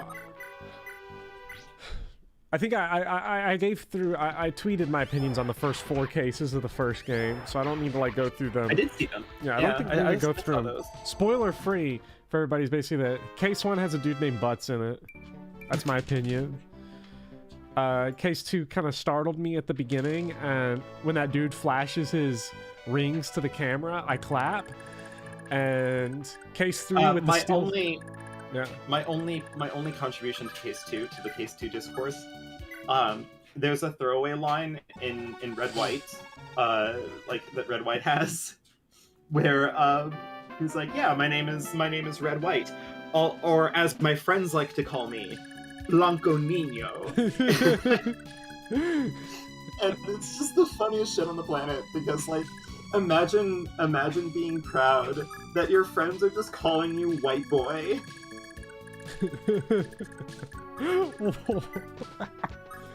Oh, it's amazing. Okay, do I have to seize this stupid castle, Sephora? You don't have to. It's really, we could vibe check it, honestly. Yeah, just, I don't know. It's fine. You're looking at it, it's under enemy control, and you're just like, how are we feeling? Can we get a vibe check on this war here? How's everybody feeling about it? I don't like Case 3 very much with the Steel Samurai. Like, it's not bad. It's just the most boring of the cases in the first game. Of the ones I've played. It does feel like there's always going to be like a filler episode in Phoenix Wright. Mm-hmm. Like, there's always just going to be that one case. It's like, oh, here's a wacky thing. Yeah. Whoa, the Steel Samurai. Whoa. I like Case 4 is like so good. Oh I think God, the way I worded Case it, 4. I think the spoiler-free review I worded on Twitter was that Edgeworth, his whole thing is, I was parked out by the lake, and then Phoenix Wright's like, take that, and then that's the plot. Yeah. 80 miles from Santa Fe. This There are episode characters in it. Episode 5, though, oh my God. Does it go on and on and on? Okay, so do you want some info on Case 5? Okay, my favorite part about Case 5. Some hot tidbits about Case 5. If you want to talk about the corruption, this is the thing I'll note on Case 5. Then you give me the hot tidbit. This is why I love Phoenix Wright. The murder happens. And this is not a spoiler for Case 5, because this is like in the first 15 minutes of it.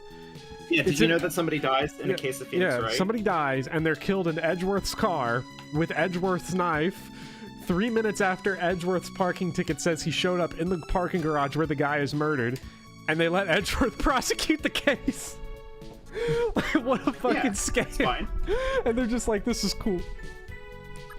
This is why Well, Phoenix who Wright's else were they amazing. gonna do? Who else were they gonna get to I don't know. prosecute the They weren't case? gonna get that guy from the tutorial case, that's for sure. Yeah, exactly.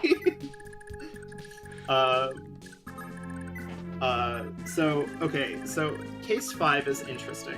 One, I believe that unless the newer Phoenix Wright games have finally trumped it, I think that it is the longest case in the entire series.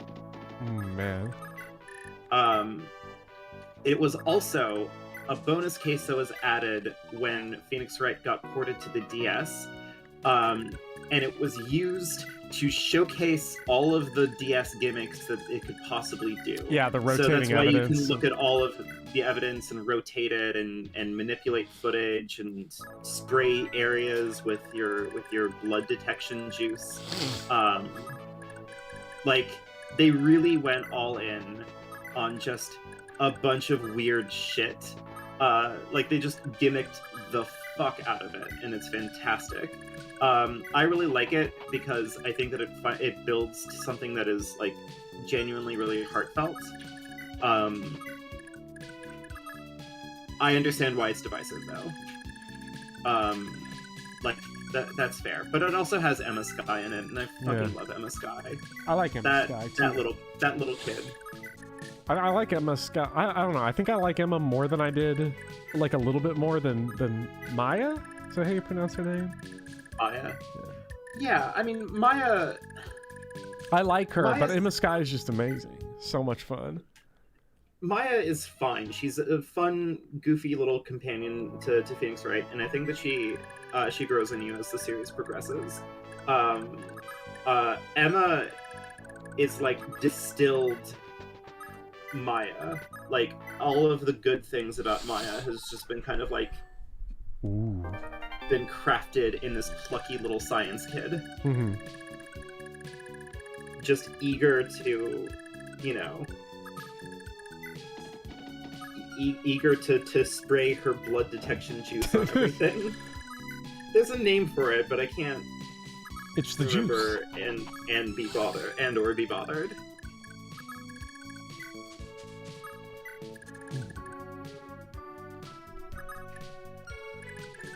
Luminol, yeah, that's right. Luminol. That shit sounds made up. Like even in Phoenix Wright's world.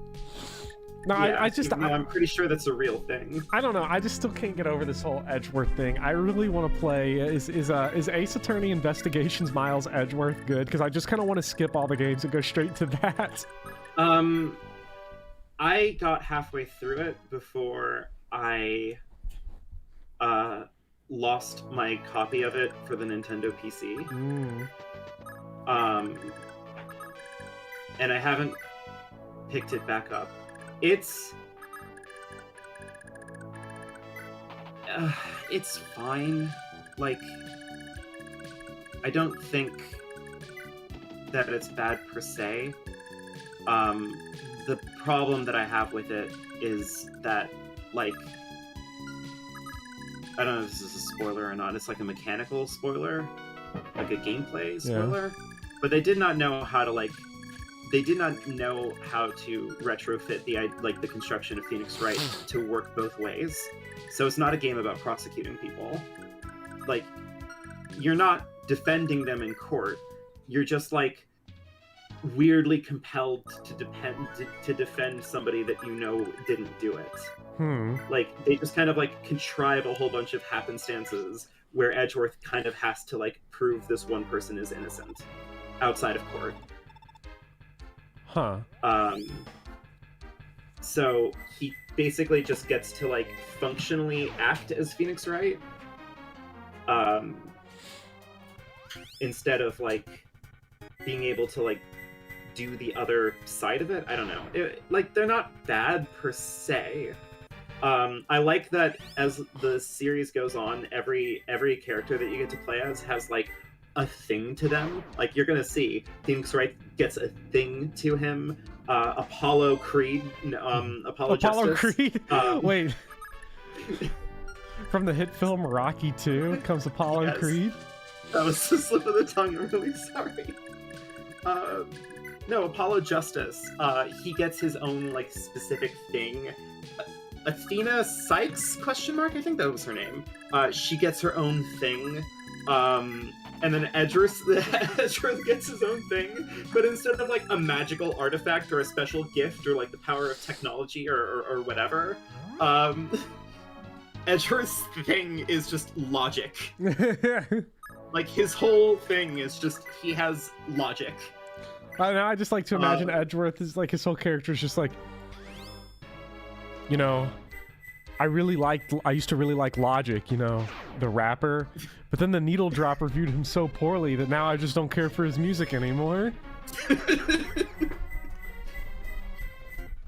Yeah, it's just, no, literally that's all you do is, like, you look at evidence and you look at testimony and you have to, like, piece them together in an idea tree or something like that. So that way you can just be like, oh yeah, Julia's ridiculous, by the way. What is going on? The killer must have used the gun to kill the man. And everybody's like, whoa! What the logic? Oh my god! Also, yeah, Julia fucking slaps. He has suffered multiple headshot wounds, chest wounds, leg wounds, back wounds, all from a 44mm gun. Hold on. Let me deduce this bad boy real quick. Yeah, exactly. And like, the best part about it is that, like, I find it very funny that the implication is that, like, no one else in the Phoenix Wright universe has, like, any sense of logic, so it's just him. He's the logic man. Phoenix is out here, like, coasting on what is Phoenix even coasting on at this point? I'm just waiting. Dumb luck? Maybe? I don't know. I'm interested to see what Edgeworth's whole thing is, because cross-examining a parrot? Well, so far in this, what the fuck? I wasn't expecting that. Yo, skill ring on Tristan? Tristan skill ring emblem. Shit. I wonder if there was something good at this village. Probably not. World may never It's know. probably fine. I don't think there was a village there. Oh yeah, you're right. The I'm interested to see what Edgeworth's whole thing is in case 5, because he just Phoenix tries to hit him with the objection and then Edgeworth just says the shit. Okay, my biggest problem, and I don't know, maybe this is just me, is that they are games that lend themselves to just trial and error safe scumming, because I will figure out the hole in someone's testimony, but because I don't present the evidence in the exact order or on the exact line of dialogue the game wants, it's like, yeah, this shit doesn't count. Or if you don't press the dialogue first, like I had that happen in case 5, where it was like, character says she saw something, I have a piece of evidence that say it was impossible from that location, but because I didn't press that line of dialogue, it doesn't trigger the actual correct objection. So, yeah, kind of annoying. Yeah, no, it's the fatal flaw of the series, is that, like, it requires you to have, like, a certain amount of precision in exactly where it wants you to object. So I'll be in these situations where I'll figure out the case really early on and just have no way to, like, establish it. Yeah. Also, shout out to this comment in your chat, because it's just beautiful. Edgeworth is a chess player in a world of pro tic-tac-toe players. Which, like, yeah, that's him. Oh, yo, we get another staff user on our team? Ooh, yeah, Lewin's back. Heck yeah. I feel like we're fucked. I feel like we're 100% 10 out of 10 definitely screwed. Oh god, right, I remember there's that one time in case 5 where you have to press the same statement 3 times and choose all 3 dialogue options. Right. Ugh. Also, my dog is here. Hello. Also, welcome back, Benjamin. And... yeah, oh my god, I need to see what level Finn is. Because Finn died, like, instantly. Didn't he? Are they hitting us with, like, fat MIDI tubas right now? Oh, I can't hear. Yeah. Thracia 776 is happening right now. Oh yeah, you God, remember if that triangle gets in. You remember the chapter of of Thracia? Of Thracia? Yeah. I don't know if this triangle happens any more aggressively. I'll have to start using it to solve proofs. Okay, so we've got. Ooh, you have Daisy. Who's Daisy? From Mario Golf Daisy Toadstool Tour? The thief. Ah. Hi, I'm Daisy. I want to replace all of her dialogue with her just saying "Hi, I'm Daisy" over and over. I hope they remix the song with Flintstones if they ever re-release or remake it, like in the castle theme. It sounds like it would fit. Sleep Edge. Hi, I'm Daisy. Ooh. Okay, so level 1 thief. Oh, Shannon. yeah, she's gonna be really good. Shannon looks really good. He is gonna get clobbered. I don't know what the strat is. No. Is the strat? The strat is to have him talk to Daisy. Wait, is the strat to have him run right into here and go to town? Yes, that's exactly the strat. Okay. He will put dubs on the board like you ain't never seen before. Okay, so we're looking a little thin in here. We're looking a little thin. Yeah, maybe just a little. Okay, we got Leaf. We have no. Yes, we got have no Leaf. one on the dead. We have no one on the death board. No one's dead. So I think we're fine. Lover, Sella. Oh wait, talk Sella. Just confused there. Finn, level 2. We got Ironlands and an Ironlands. What? Oh my. How did this happen? Oh my god. Jean? You have Jean from Bayonetta. Yo, wait, what? Wait, no, she's gonna be good. Jean from Jean d'Arc, the SRPG developed by Atlas for the PlayStation Portable. Yes. That's a good game. Finn Ironlands. Fuck yeah. Wait. Alright, so how are you gonna do this? Because Leaf doesn't have his light brand. Jean has nothing. Finn is level 2. This is not looking good for Thracia.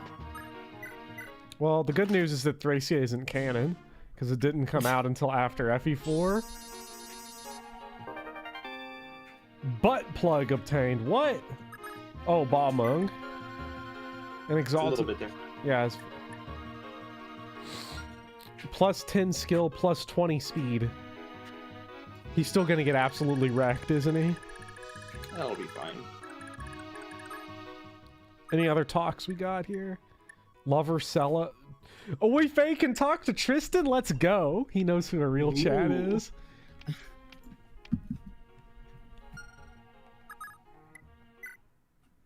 Oh, god damn it. Is it time again? Oh god, it's the arena. Now, Oh, I think... the arena audience, you can't hear it, but the arena audience sounds like the Phoenix Wright Ace Attorney courtroom. Nice. Which also sounds like the audience in Wheel of Fortune for the Super Nintendo.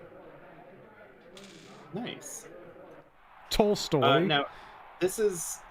Oh shit, we have Tolstoy here. Yeah, he's actually in the thumbnail because when I was looking up, trying to refresh myself on the arena enemy names, I saw him. So Leo Toadstool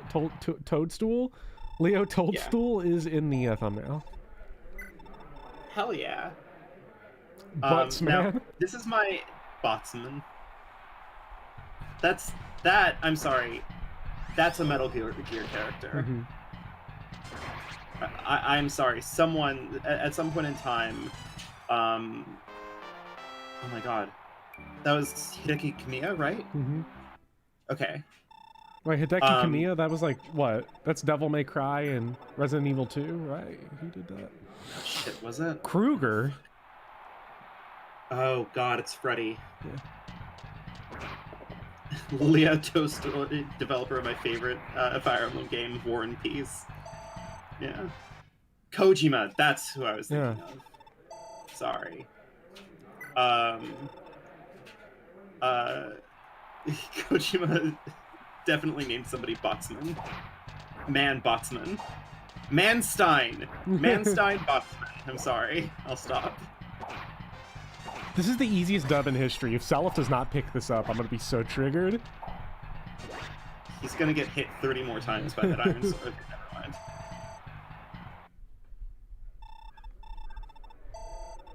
Hideo Kojima. That is a power surpassing even Metal Gear. Hopner. How does the arena work? Well, if I select Bolt Sword, or if I go in with Earth Sword, the weapon will only break at the end of it. So if I go in with Earth Sword, I'm Gucci, right? Yeah. Hopefully. Luigi FE4 Arena Pog. Opinions on Danganronpa. I have only played the first Danganronpa, and I've tried to start the second one. But I really like the first one, actually. Mostly because, like, okay, so as a guilty pleasure, I will occasionally watch some of the Game Grumps stuff because they're funny. And they, like, not too terribly long ago, they did a playthrough of Danganronpa, and like a lot of their complaints about it was based on the idea that, like, this isn't how logically things would progress through a court, and like I feel like that misses the point because Danganronpa is very interested in, like, kind of being terrible with its own tropes and construction. Like, it's a visual novel, point and click, like, adventure game, right? Like it's like a Phoenix Wright game, but it's also just like invested in just being awful about it. Like, oh, rip Seliph. I don't know. It's hard to explain. I haven't put all my thoughts together. I was gonna make a Danganronpa video ages ago, but like, I wanted to wait until I wanted to wait until I played, like, the first, like, the main trilogy, just so I can have, like, my thoughts on it. Rip. I need to try Danganronpa because I know nothing about it. I watched Speedy play it once. That's my extent of my. it can be very abrasive, I would say. As a game, I think it can be really, really abrasive at times. There's a lot in it that is like terrifying anime bullshit. That can be very hard to like stomach your way through. But I think that it is really interesting, and I had a good time with it. It can be a very weirdly mean-spirited game. There's no way I'm gonna win this, because I have to dodge a 45. If you keep on going, and hit if you keep on going, eventually the RNG will work, right? Yeah. I think this one we got it. We just dodge one and then hit a 66, and then yeah. Oh. That's unfortunate. Salif is really getting owned in the marketplace of ideas right now. I just don't want him to like have such small HP. Oh, I guess this is a good opportunity for a mend anyway. So yeah, you have your healer, staff bot Julia. There we go. 7 HP. Come on. 13 HP. Come on. 19 HP. Ooh. Oh no. If you forfeit now, you Damn can... it. Okay, never mind. Oh, if I oh, that was that. Yeah, I should have forfeited. Yeah. Creators hating your audience is something we'll always love. That's fair. It's kind of at least a partial motivator as to why I like Tokyo Mirage Sessions so much. Just because like it really is a game that like looked at two incredibly hostile fan bases and was like, I'm gonna give the gays nothing. Well, not the gays. I think the gays actually feasted pretty well on Tokyo Mirage Session, but like I'm gonna give all of the butthurt like Persona and Fire Emblem fans absolutely nothing. God, I want them to make another one. I want them to make another Tokyo Mirage Session so badly. Do we really have to sit here through all these Nosferatu animations? Yes. I'm sorry. The rules of engagement. I hate to do this to you, Tolstoy, but it's gotta happen. Wait, is Bopper missing 2 units? Bopper is missing a lot of units. Lana died, Lester died, Johan died. Anybody else die? I think that's it. I don't have their portraits. I didn't know which portraits to get because I didn't know who was a replacement and who wasn't, who I was actually going to end up with. God. Oh my god, Buttsman back for more.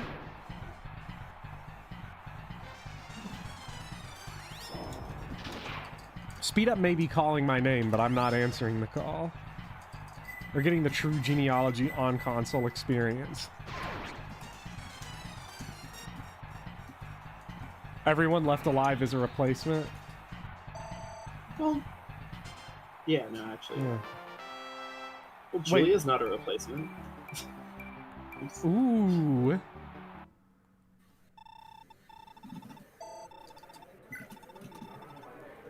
All right, Kruger.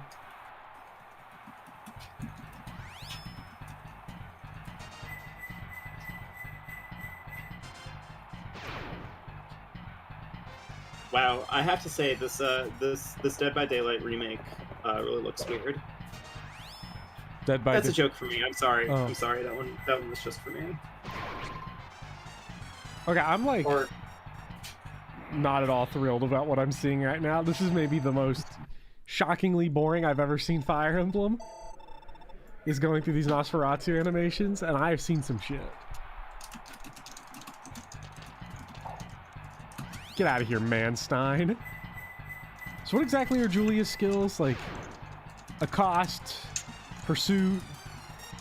It's pursuit, adept, accost, adept again, second adept, come on, go triple adept. She just keeps on firing Nosferatu spells. Come on, we got a 50% chance, come on. No, adept. My night. No, Julia. Julia's immortal. Not exactly. Well, until Manstein comes around. Until Manstein comes around. All right, we gotta sell this thief sword. God, where did we go wrong as a society? You know, Fire Emblem used to be great. Yeah.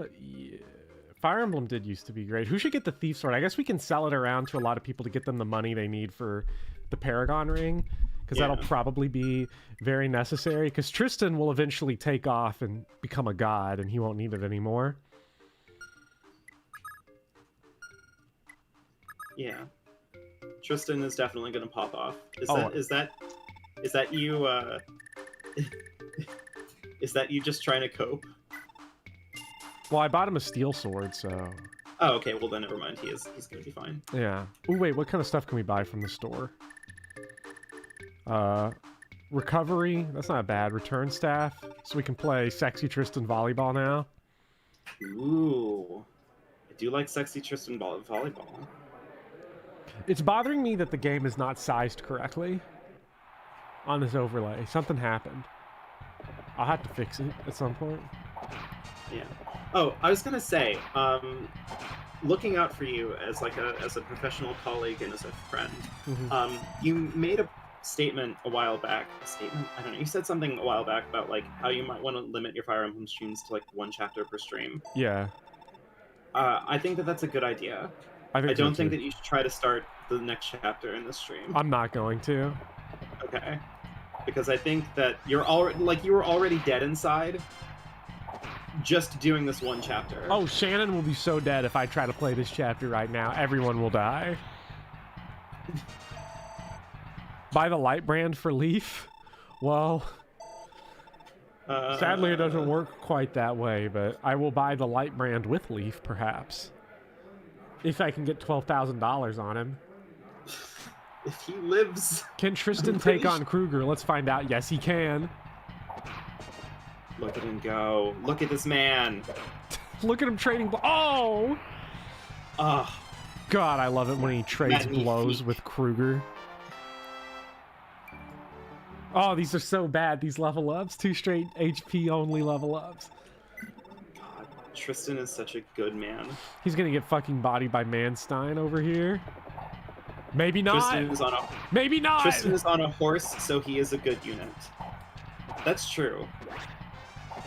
As we all know, the actual only relevant thing to tell whether or not a unit's good in Fire Emblem is whether or not they're on a horse. Yeah. If they're on a horse, they're good. Yeah. If not, they're not. Just Tristan is the case example of that.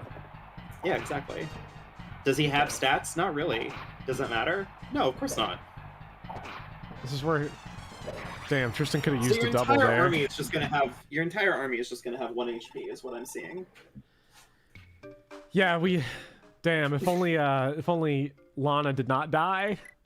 That makes this significantly rougher. You know what? Maybe we should do the arena later in the map, because once we get some extra kills and extra EXP, because these guys is probably rocking the Jorgen Smithy Worgen Jaegerman Jensen tone, and that is not gonna fly. the Jägermeister tone. Yeah. Okay. Have you ever had a shot, like a raw shot of Jägermeister? Never. It's not pleasant. It doesn't seem like it. For me,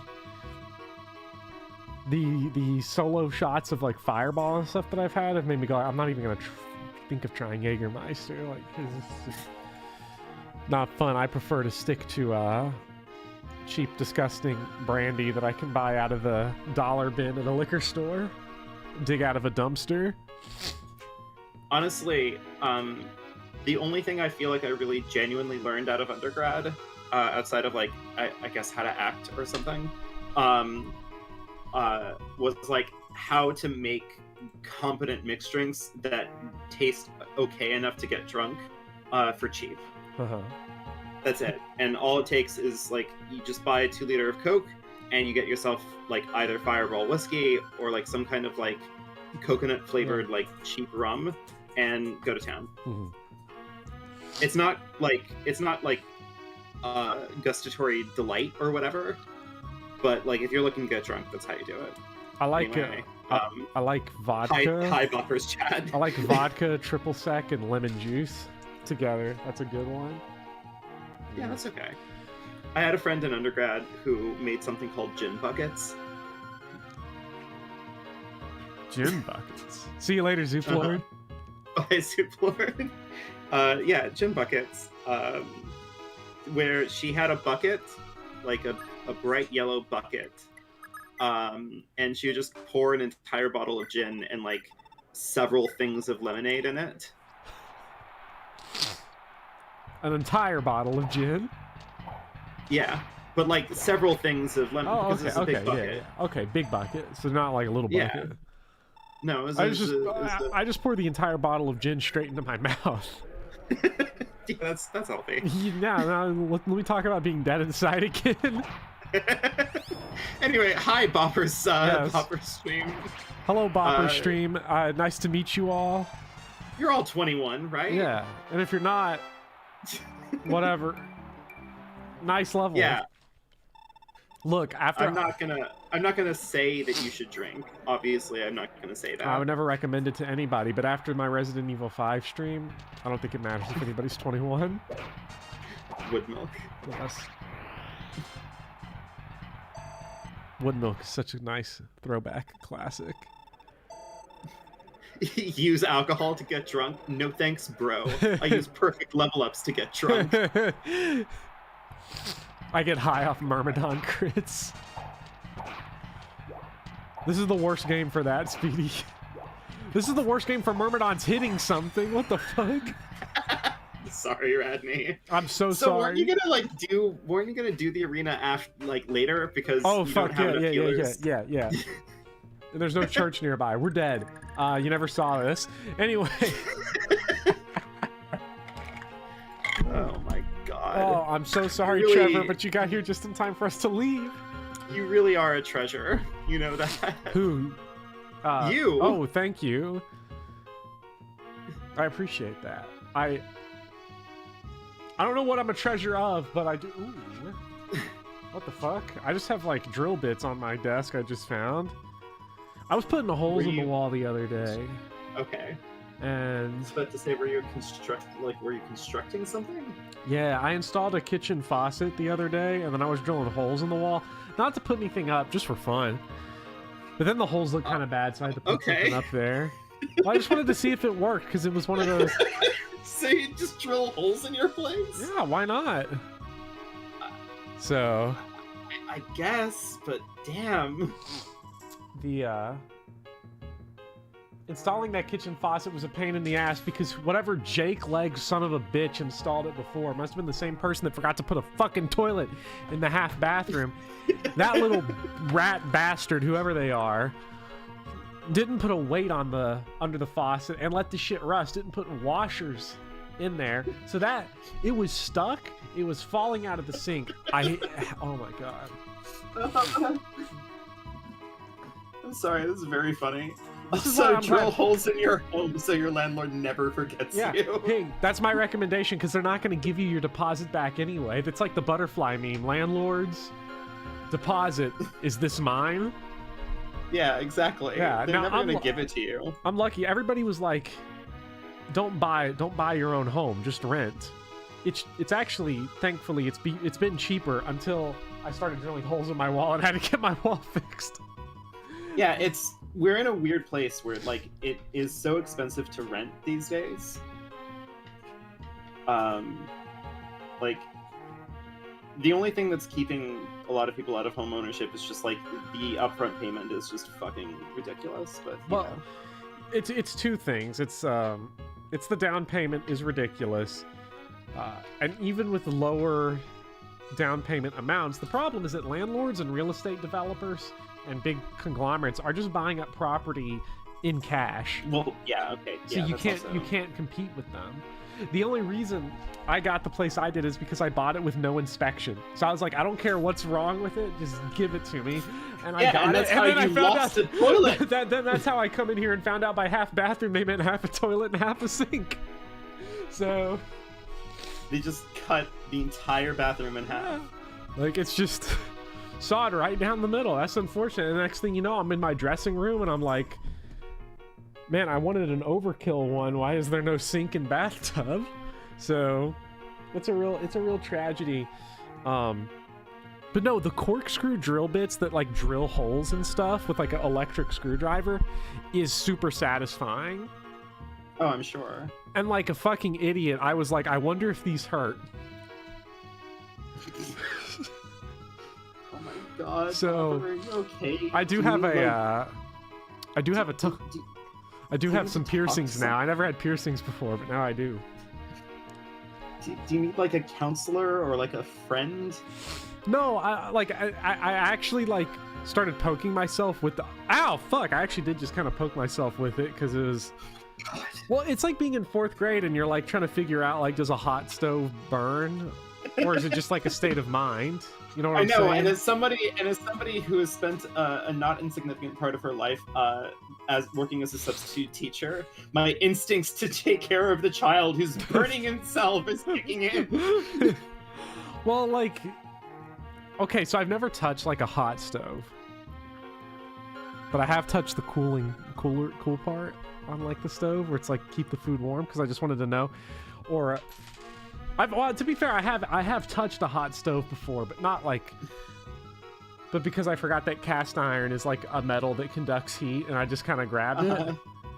I was like, right. I don't need no gloves. I've been trained by toxic masculine patriarchal society. I'm a man, and now I have no hands. You're literally that meme where the guy on a date with the lady like takes her home and bakes her something. And he's like, "Oh, I always hate this part," and he pulls the sheet of cookies out like with his bare hands, and he's screaming in agony as he, you know. Yeah. To be fair, well, I still have the scar on my hand from Avocado Hand. That was brutal. That was amazing. Yes, I love. I mean, it was awful. I'm sorry, but you know. My favorite part of stabbing myself on accident was that, like, when I pulled the knife out, it didn't start bleeding immediately. There was like a half a second pause, and then the high pressure arterial blood spray started.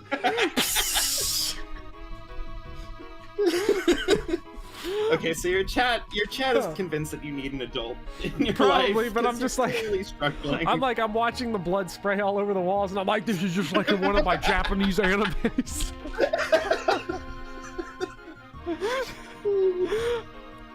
You were watching blood like gushing out of your hand, and you're like, oh, another effort from the liberal media to get me to go to hospitals. Yeah.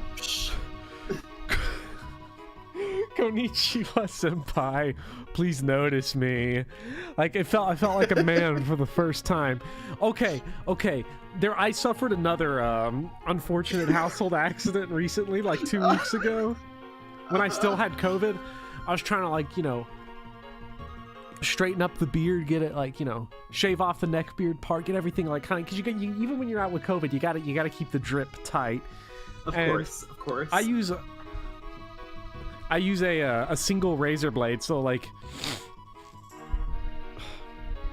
it's one where it's like you have the package of razor blades, and then you put the one razor blade in the razor and you screw it on. You know what I'm talking about?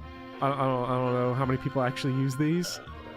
So like the painting I'm picturing might be kind of difficult. It's like a single blade razor where you pop the whole blade in it, and like I get done, and I gotta swap the blade out. It's called a safety razor. Okay. See, but safety razor sounds like the three, like the kind of the cartridge. Anyway, so I'm like unscrewing masculine urge to die from blood loss.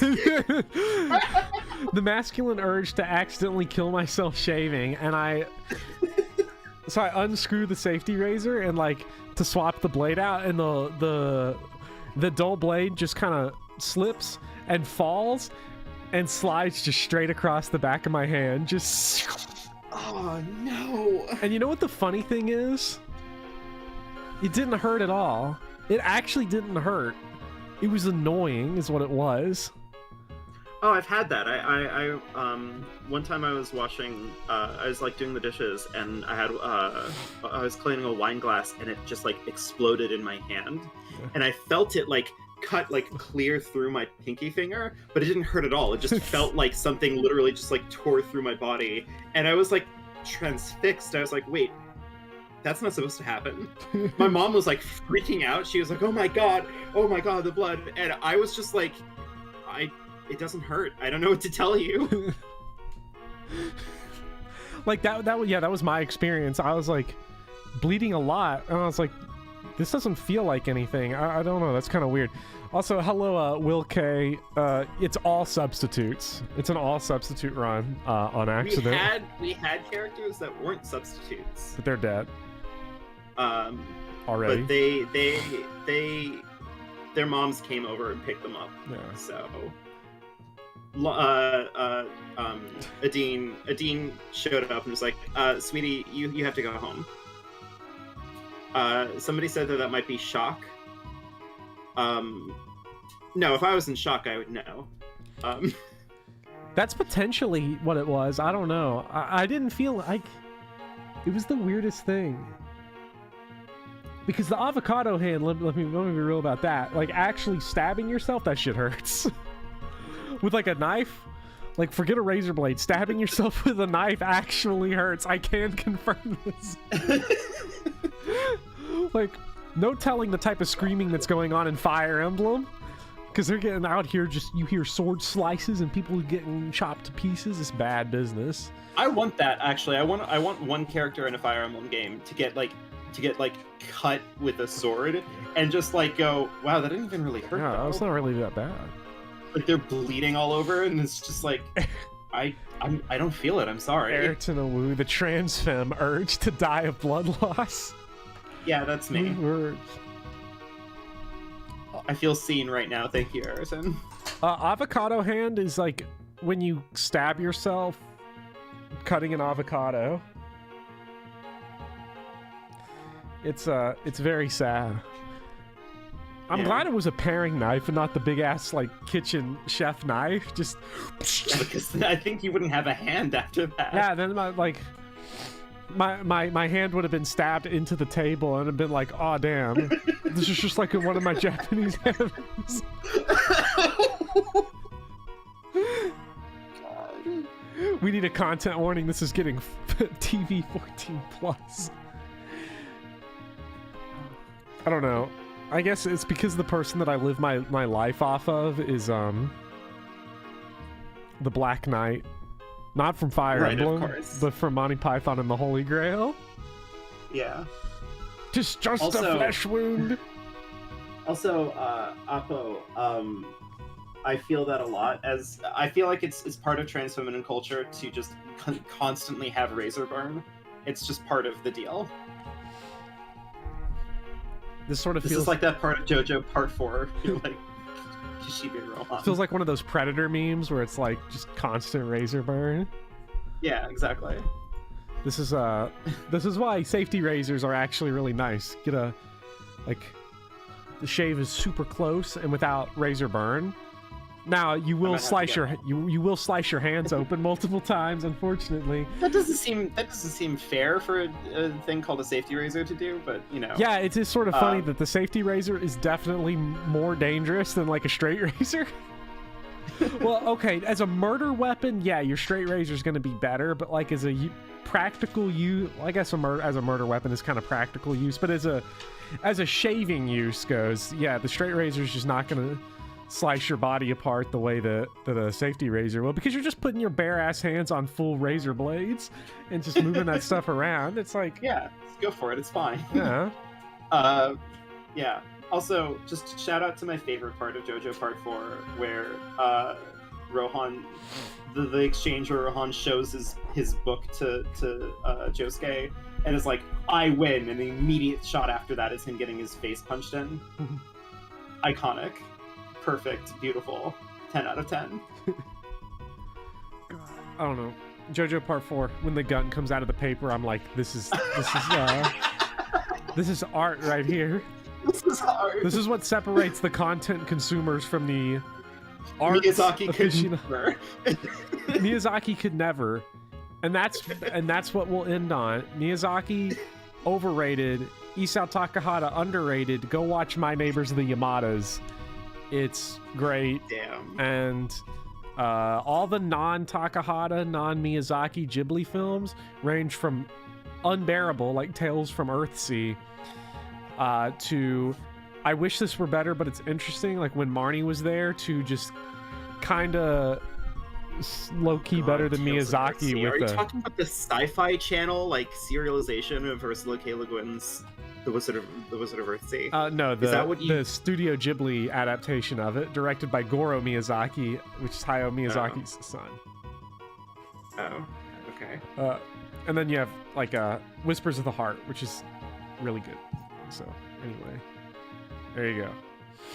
All right, I'm done with Fire Emblem, and I'm not playing it again. I'll see you guys next week for Final Fantasy 4